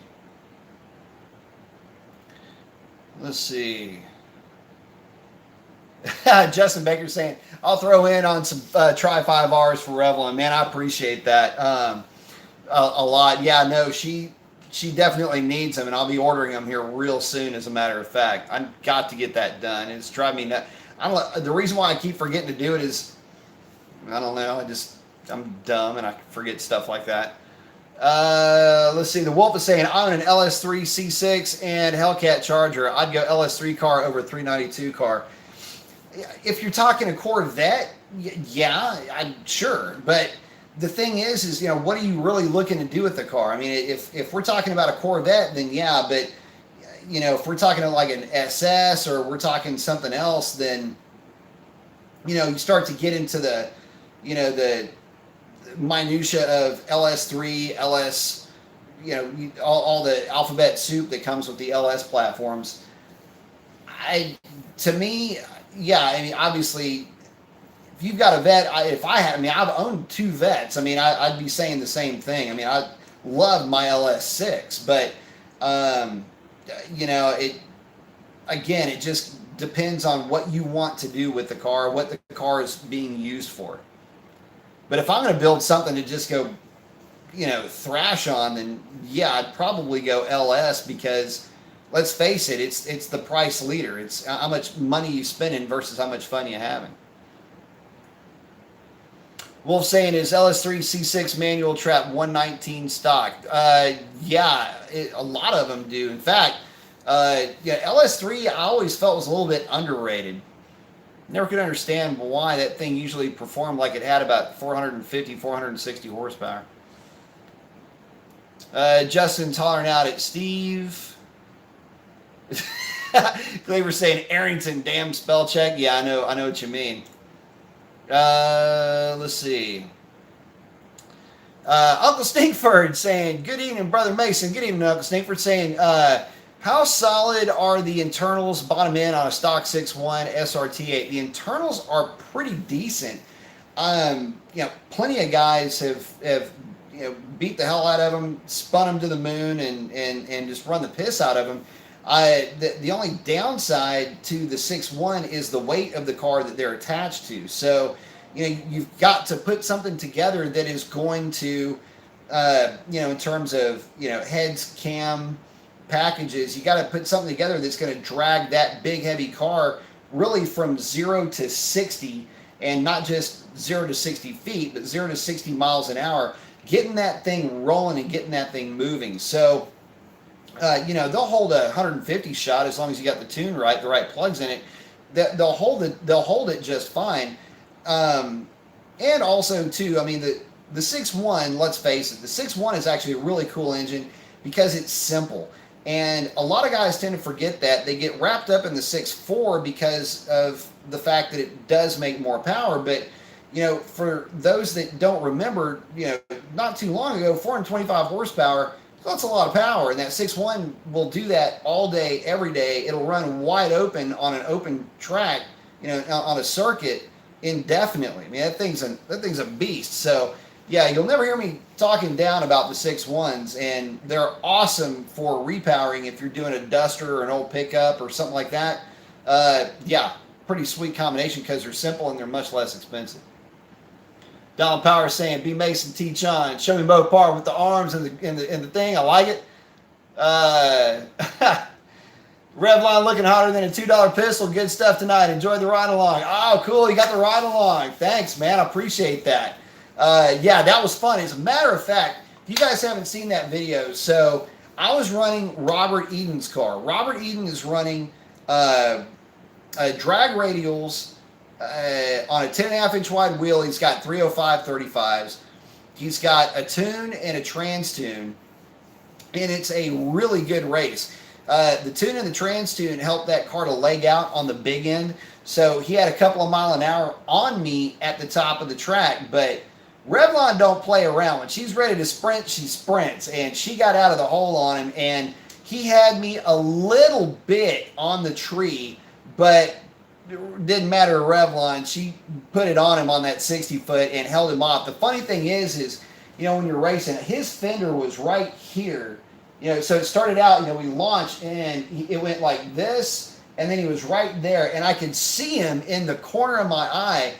His car, for about through half track, and then I was paying more attention to what I was doing, but he was right freaking here, all the way down the track. So, yeah, his car was screaming, but I legitimately did not know who won, and I didn't, for whatever reason, the win light didn't come on, and they're real bright at Houston Raceway Park, and they've got about 4 of them, and they light up all the way down. When you're driving, it goes and it lights up on what side who won.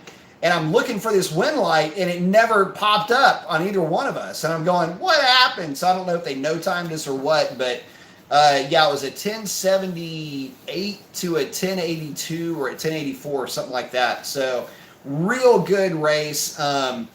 And on any other given night, it would have been a whole shot victory for him, but Revlon wasn't having it. She pulled up her skirt, kicked off her heels, and put it on him. So that was pretty fun.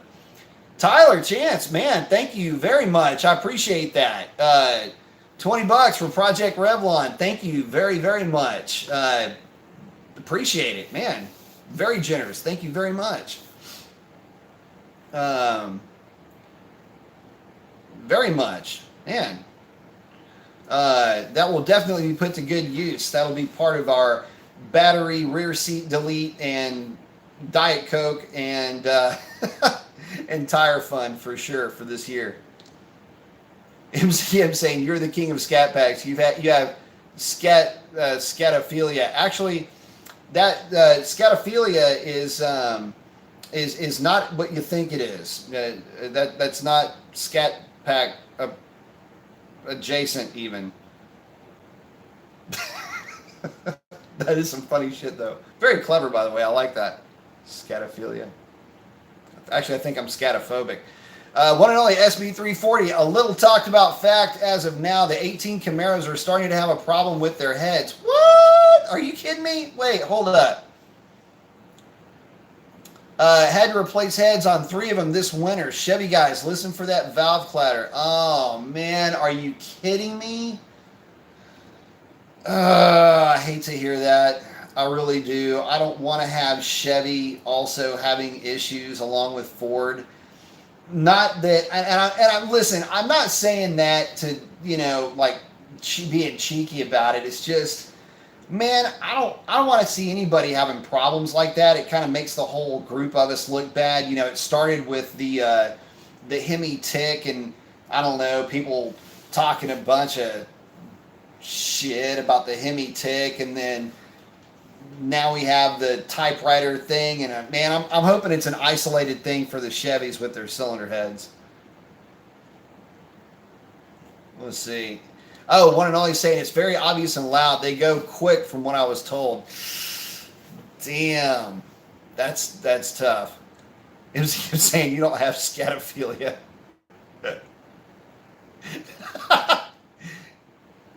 Let's see. Stephen Cash. Will do. Justin, I'm about to fall asleep. Good night. Looks like they're cashing out. Gordy Scat 392. Have you noticed the 93 octane Diablo tune is pretty poor? I've seen the 93 octane Diablo tune, and it is not good. Most people say it's the timing from the tune or the fuel you use is bad. Seems like 91 is a lot more noticeable when it comes to power. So on that tune, though, if you ever get a chance to look at one of those Diablo tunes, or any of some of the tunes that I've seen roll across from, otherwise, I'm just going to stop it right there. Yeah, the can tunes are not good. They're, in some cases, actually more dangerous than any of the custom tunes you would see, primarily due to the fact that they kill the damn, I don't know. Sorry, not enough caffeine. But there's some parameters that they kill that they don't need to. External torque management is one of them. You've got torque management as a whole is not a bad thing. A lot of guys are saying, well, I don't like the jerkiness of it. Well, you can mitigate that, and you can tone that torque, you can tone that down a little bit. The problem is you don't want to kill it completely, because it actually helps the transmission shift. And I've actually track tested this with the complete elimination, not giving you much more than keeping it in play just a little bit. So, torque management is not a bad thing. It's actually good, and in some of the canned tunes, torque management is wiped out completely, which is bad for the trans long term. Second thing is in timing, just flagging, basically, which is just, you go into the tune, pick out, I don't know, a group of cells bottom right, which is just high load, high RPM, and flagging it with one timing value and saying, oh, this will be good for right here. Well, that's terrible, especially if your slow speed spark knock, if that timing value hits low speed spark knock, high load, low speed, basically conditions, it's the wrong timing value, and that's actually what'll blow an engine up faster than high speed spark knock. So anyway, yeah, just something to consider there. Let's see. Hopefully that answers the question. And yeah, I've seen the tunes, and I'll go so far as to say this: I've seen a couple of tunes that have come through either as a canned tune or as somebody's custom tune that was on a Hellcat. The one I'm thinking about was on a Hellcat. I'm not going to mention any names. I was freaking shocked that this car was still like in one piece, just based on some of the parameters in this tune. So yeah, buyer beware when it comes to that kind of stuff. Be careful out there, guys.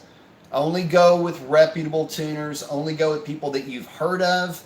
Obviously, I'll talk about Alex Pikes and Pikes Performance, but there are other tuners out there that are really good. If there are some shady tuners out there also. So stick with the name brand stuff. Your pocketbook will appreciate you. You'll save a lot of money in the process. SRT Crazy is saying, hey, what do you have to do to run E85? Is it necessary to change out the injectors? Yes. How does the 6.1 do with it, and is it safe for the motor? It doesn't really take to it the way you would think.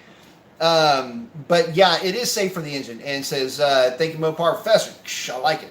So here's the thing. E85 for a 6.1 or a 6.4 will do really well in terms of picking up torque. The problem is you're running 30% more fuel. And if you're running 30% for anything that you're doing with that engine when you run E85, and that's just without getting into, putting on a white lab coat and being all chemical engineer on you, it just takes 30% more fuel to develop the same amount of energy that that gasoline will produce. So it's, one of the reasons why it gets much poorer fuel economy is because you just have to run more fuel to achieve a stoichiometric value in the cylinder under all conditions, not just at high load. So stoichiometric is a fancy word for saying complete burn. So when you consider that, think of this: that fuel displaces oxygen. Now at low speeds, it's great because you've got a more complete cylinder fill, more actual time, so to speak, to fill the cylinder. And so you have basically proportionally more oxygen per fuel volume to burn. And so in that case, you get a more vigorous burn down low, you get more torque. Up top, a little bit different story. You're injecting considerably more fuel into the cylinder, which is displacing more oxygen, so you're not going to pick up as much power up top. The only way you can get that back is through significantly higher compression, more timing, assuming that the heads and cam and the package itself will accommodate more timing, which the Hemis really don't, and airflow. You just simply need more airflow up top. Well, your intake manifold is not designed for E85. It's designed for gasoline. And because of that, you just don't have the airflow requirement up top to manage the extra fuel to get more air in there to really make more power. It's one of the reasons why the Coyote engines do so well on E85 is because not only can you play with cam timing, but on intake and exhaust, but the intake manifold simply flows quite a bit of air based on the displacement of the cylinder itself. So, LSs can take advantage of it because they've got, 2 handfuls worth of intake manifolds that will flow very well up top. And that way you can take advantage of E85 and a cam and higher compression pistons with an intake manifold that will manage that airflow for you. So in short, that's a real long way of getting to, you'll pick up a little bit of torque, but don't bank on it picking up much horsepower. And your compression's not high enough to really truly take advantage of E85 in general. And again, you say, well, what about timing? You throw all the timing in the world at it, but the reality is that timing, you can only go so far, and then you've overtimed the engine. So, you know, I'd say you pick up a little bit of torque, but it wouldn't do you a whole lot of good in general. Let's see. Mike is saying, oh, Mike's hanging out with Justin. Let's see, one and only. SB340 saying, P.S. 2 customers with Camaros said they were running okay. Then within a day, it started acting up. Damn, no kidding. They didn't even need to get out or roll down the window, and they heard the valves very loudly. So, is the head cracking at the valve? Is it a valve seat issue, or is it just a bad casting? I wonder. I'm saying just a watch for it type of a thing. Man, I hope they get that sorted out, because like I say, I hate to hear that, you know, GM's having problems, because again, that just, you know, bodes poorly for all of us. But hey, look, it's just another example, you know, for everybody that was out there talking a bunch of noise about, the Hemi tick, and, you know, the ring land is high on the 392 and it can't take a bunch of power, which is bullshit. You can, you just have to tune it the right way. Or at least with that in mind. How's that typewriter tick taste? Oh, and now with cylinder heads, man, I hope you weren't wearing a bow tie when you were talking that S about the 392. It maybe come back to bite you. Let's see. Hey, Jay Poma in the house. Hey, what's up, mother truckers? I like it. One and only hollering at Jay. Let's see. Just Baker saying, I run a 305 5520 on my truck, although I've got some 17-inch rims with radials on them for the track. That will work for the truck. You've got a good aspect ratio there, so that'll work just fine.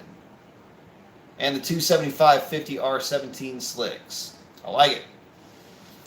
Let's see. The Wolf saying, I haven't run my LS3 C6 against my Hellcat Charger from a Royal 6160 yet. I sure hope the Hellcat stomps it. It will. I mean, the Hellcat will be sick to about 150. And it's the shift into 6th gear where it'll kind of nose over. You'll be in cat overtent mode by that point. And, you know, from a roll, I mean, that is the Corvette's wheelhouse. That's what it does best. So, yeah, don't be surprised. You'll see that Hellcat run away, and then that gap will basically start to hold off about the same, assuming both cars are fairly stock. Justin Baker, except, you know, obviously the Hellcat will be walking away from it, just not at a crazy rate above about 150. Justin Baker, what's max boost you'd put on a 5.7 stock Hemi? I'd say 12 pounds of boost, depending on what you're doing with it. Wouldn't want to see really too much over 10, but stretch it out to 12 if we're playing with 93 octane and being conservative with our timing. We could probably get away with that. Oh, and that's 12 in cold weather too. It would be 10 in hotter weather, and that would be your delta from very, very low DA. You'll pick up a pound and a half or so of boost in those lower density altitude environments. Keep that in the back of your mind, fellas, when you're putting together a boosted application. You need to make sure that it is safe for use in cold weather applications. Managing heat is one thing. Managing the extra boost that Mother Nature will shove down your throat can be another. That's why Moparmageddon is a real thing, and why it is something that we all have to look out for when you're building boosted Hemis. Let's see. Justin's still hanging out with Mike. Let's see. Mike's hanging out with Justin. Let's see. Oh, Mike's saying, talking about the pedal booster, pedal boxes, things like that. Talking about the Ram truck has the electric gas pedal. Sprint booster fixes the laggy pedal. I've used those in Mercedes and BMWs, and they work fine. I get questions on that every once in a while. I don't get a lot. But yeah, definitely something cool to consider if you've got a stock vehicle, don't ever plan on putting a tune on it, just want a little bit more throttle response. What it is, it's a signal intercept, and basically it's just telling the computer you're getting more driver input than what you're actually giving it. Spunks it up a little bit. You can do it in the tune, but again, if you're not planning on putting a tuner on the car, You can always go that route. And it's easily removable and installable. Let's see, Mike's still hanging out with Justin. Let's see. Now he's saying, bro, it's after 12 in North Carolina. Off to bed. Man, I am not too far behind you. Yeah, Justin saying, you're talking about a certain J tuner, aren't you, with Diablo stuff? No,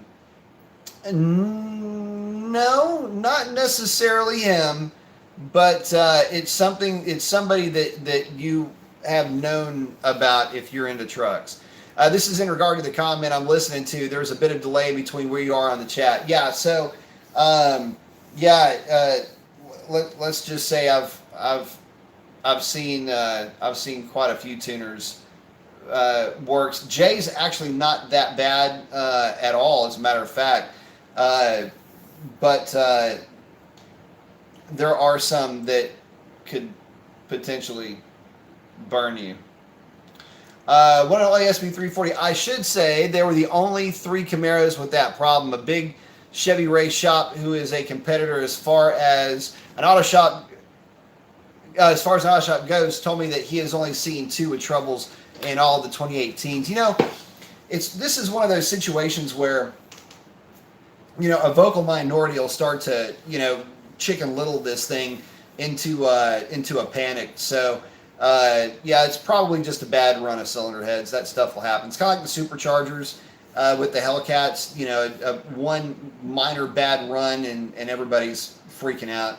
It's not that big of a deal. Bully Dog. This is Mike saying Bully Dog is crap in the company too. I haven't even messed with Bully Dog in years.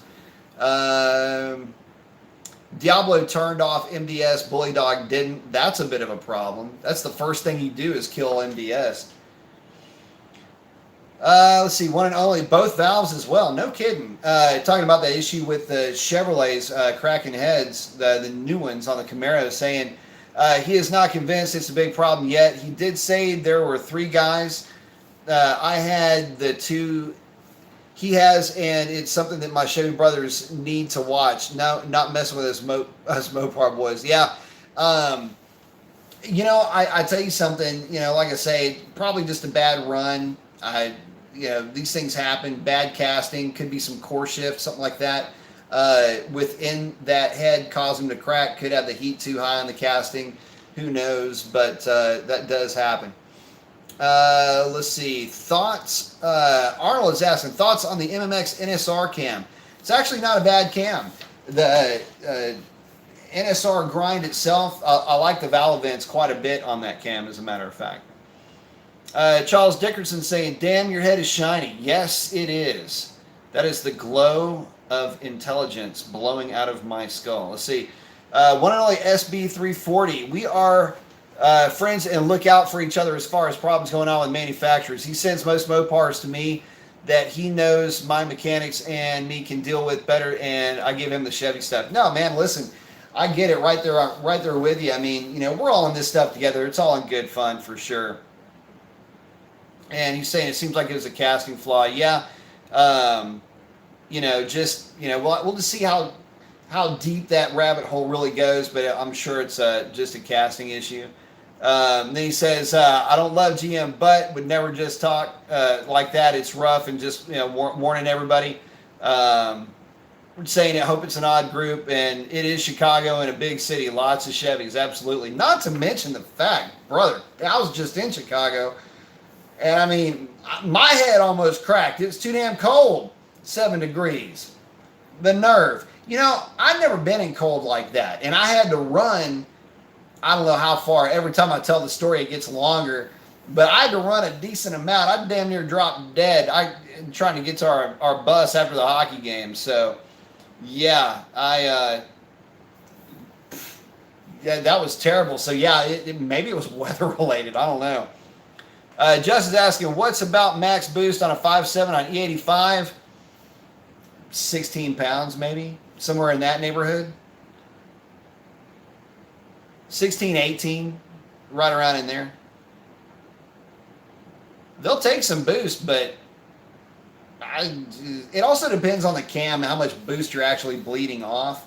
Um, but yeah, you can get away with, and it's turbo, so it's gonna be a little bit softer hit, but you're gonna be under peak torque longer. I'll still say 16 to 18 sounds good to me.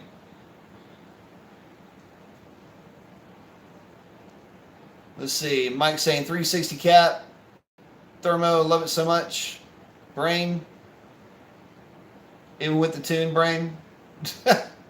What? Right on, brother. See, Trackpack RT saying, B Mason, always good to catch your live chat. Thanks for posting a few of your passes at the track. Good stuff. Thank you very much.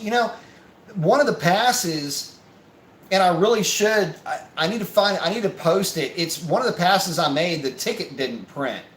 And I'm like, what?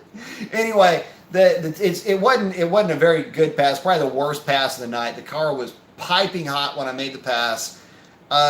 Probably a mid 1080, if not worse, but the ticket didn't print. So I don't know, maybe it's a blessing in disguise. But I think if I had to guess, I think on that pass the data was showing a 1080. It probably went like a 1085, 1087.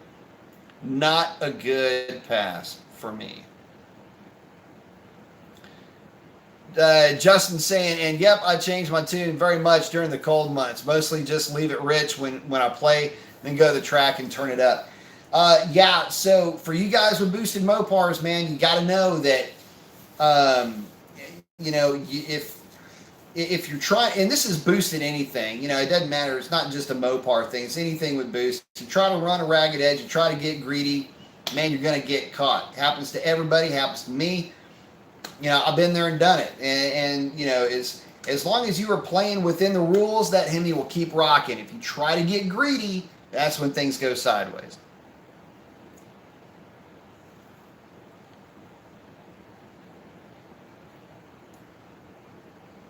Mike is saying, use 360 thermostat in summer.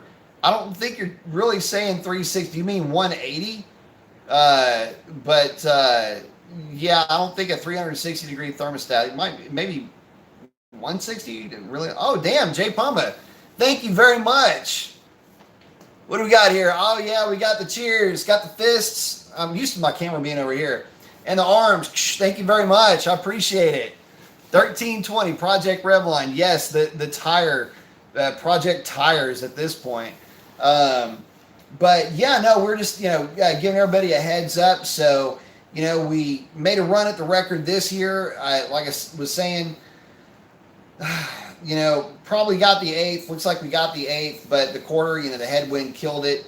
But we're gonna pull a little bit of weight out of the car, still keep full interior, and I say that with a rear seat delete and a lightweight battery, not just for durability but for the weight savings as well.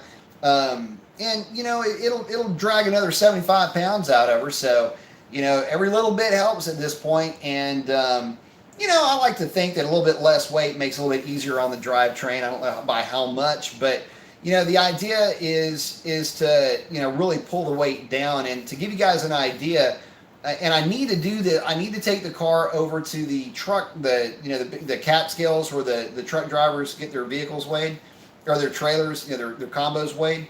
I need to weigh the car. Last time I was at the local scale over here, it was 4,400 pounds on the money with the stock wheels and tires and about half a tank of gas.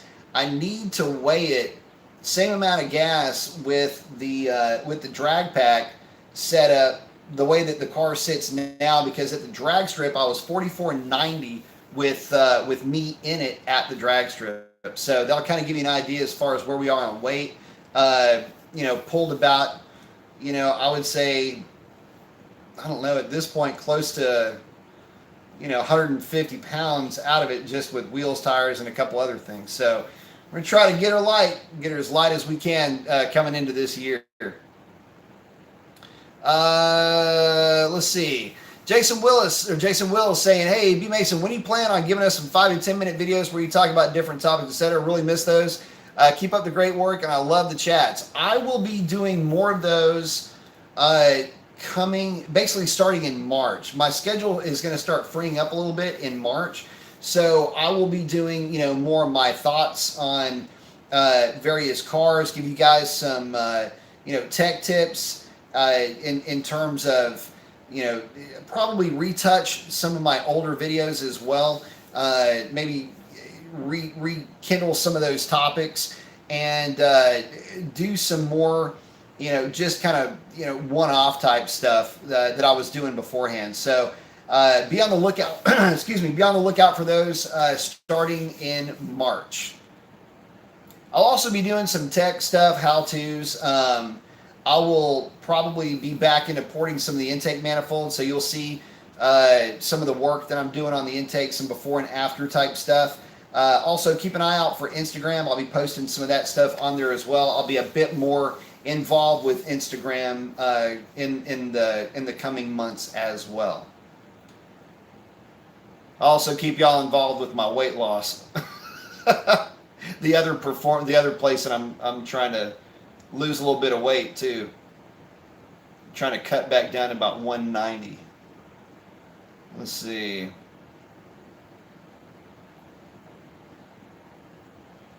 Oh, I lost it. One and only saying exactly B Mason. That's why I put that out there. Yep, absolutely, man. We all gotta watch out for each other in this community for sure. We might be rivals, but we're all playing the same game, so we gotta watch out for each other. Jason Will is saying, do the 2015 and 16 Challenger SRT have any issues that I should be aware of? Not really. I really want a 2016, but a lot of 2015s are for sale. I'm just worried about the 2015 due to it being the first year. Your thoughts?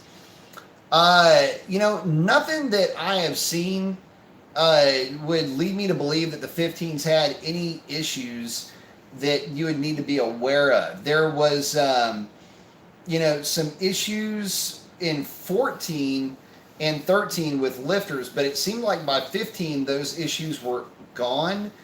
But no issues with 15s, and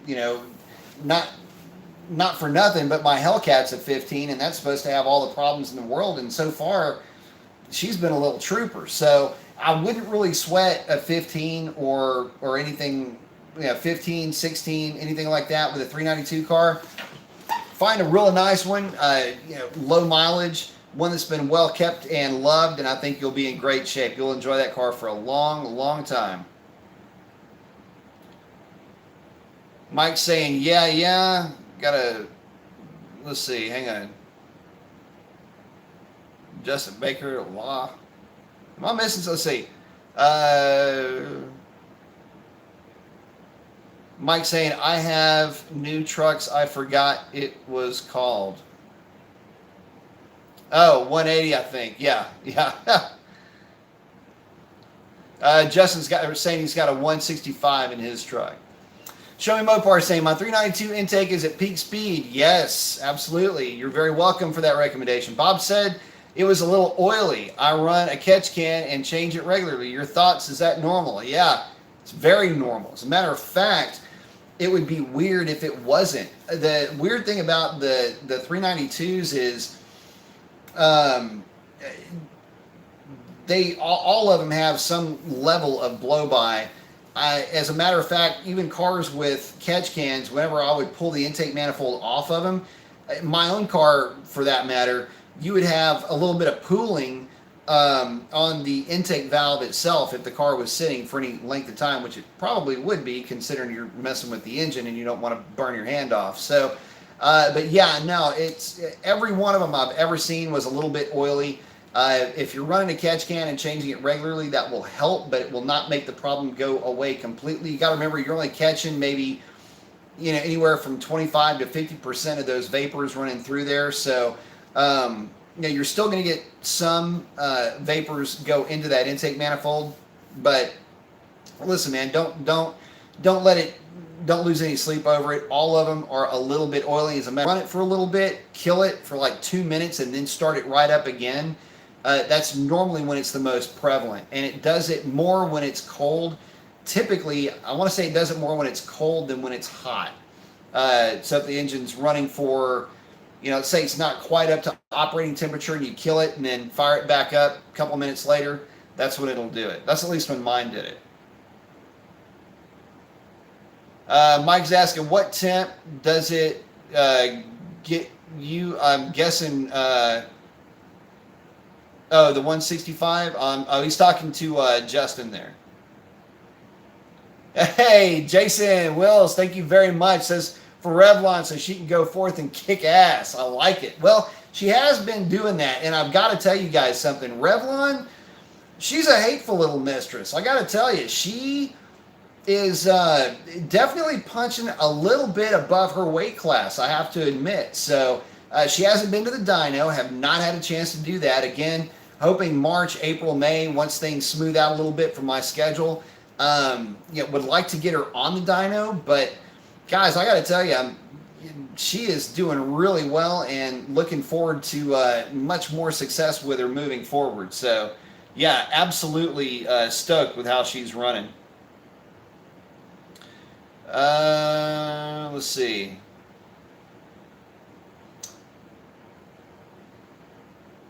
Oh, it looks like Mike's talking to Justin there, but thank you very much, Jason. I do appreciate that. Show me Mopar. Hey, thank you very much. $4.99, man. I do appreciate that. That definitely helps me. Again, the tire battery rear seat delete fund for Revlon, so I do appreciate that. Thank you very much. It says, thanks for all you do, help me a lot. Thanks for hanging out with me, man. I do appreciate it. Let's see, and then one and only SB340 saying, oh, looks like somebody asked about the 15 and 16 Camaros. One and only does a lot of work on these cars and is helping us out.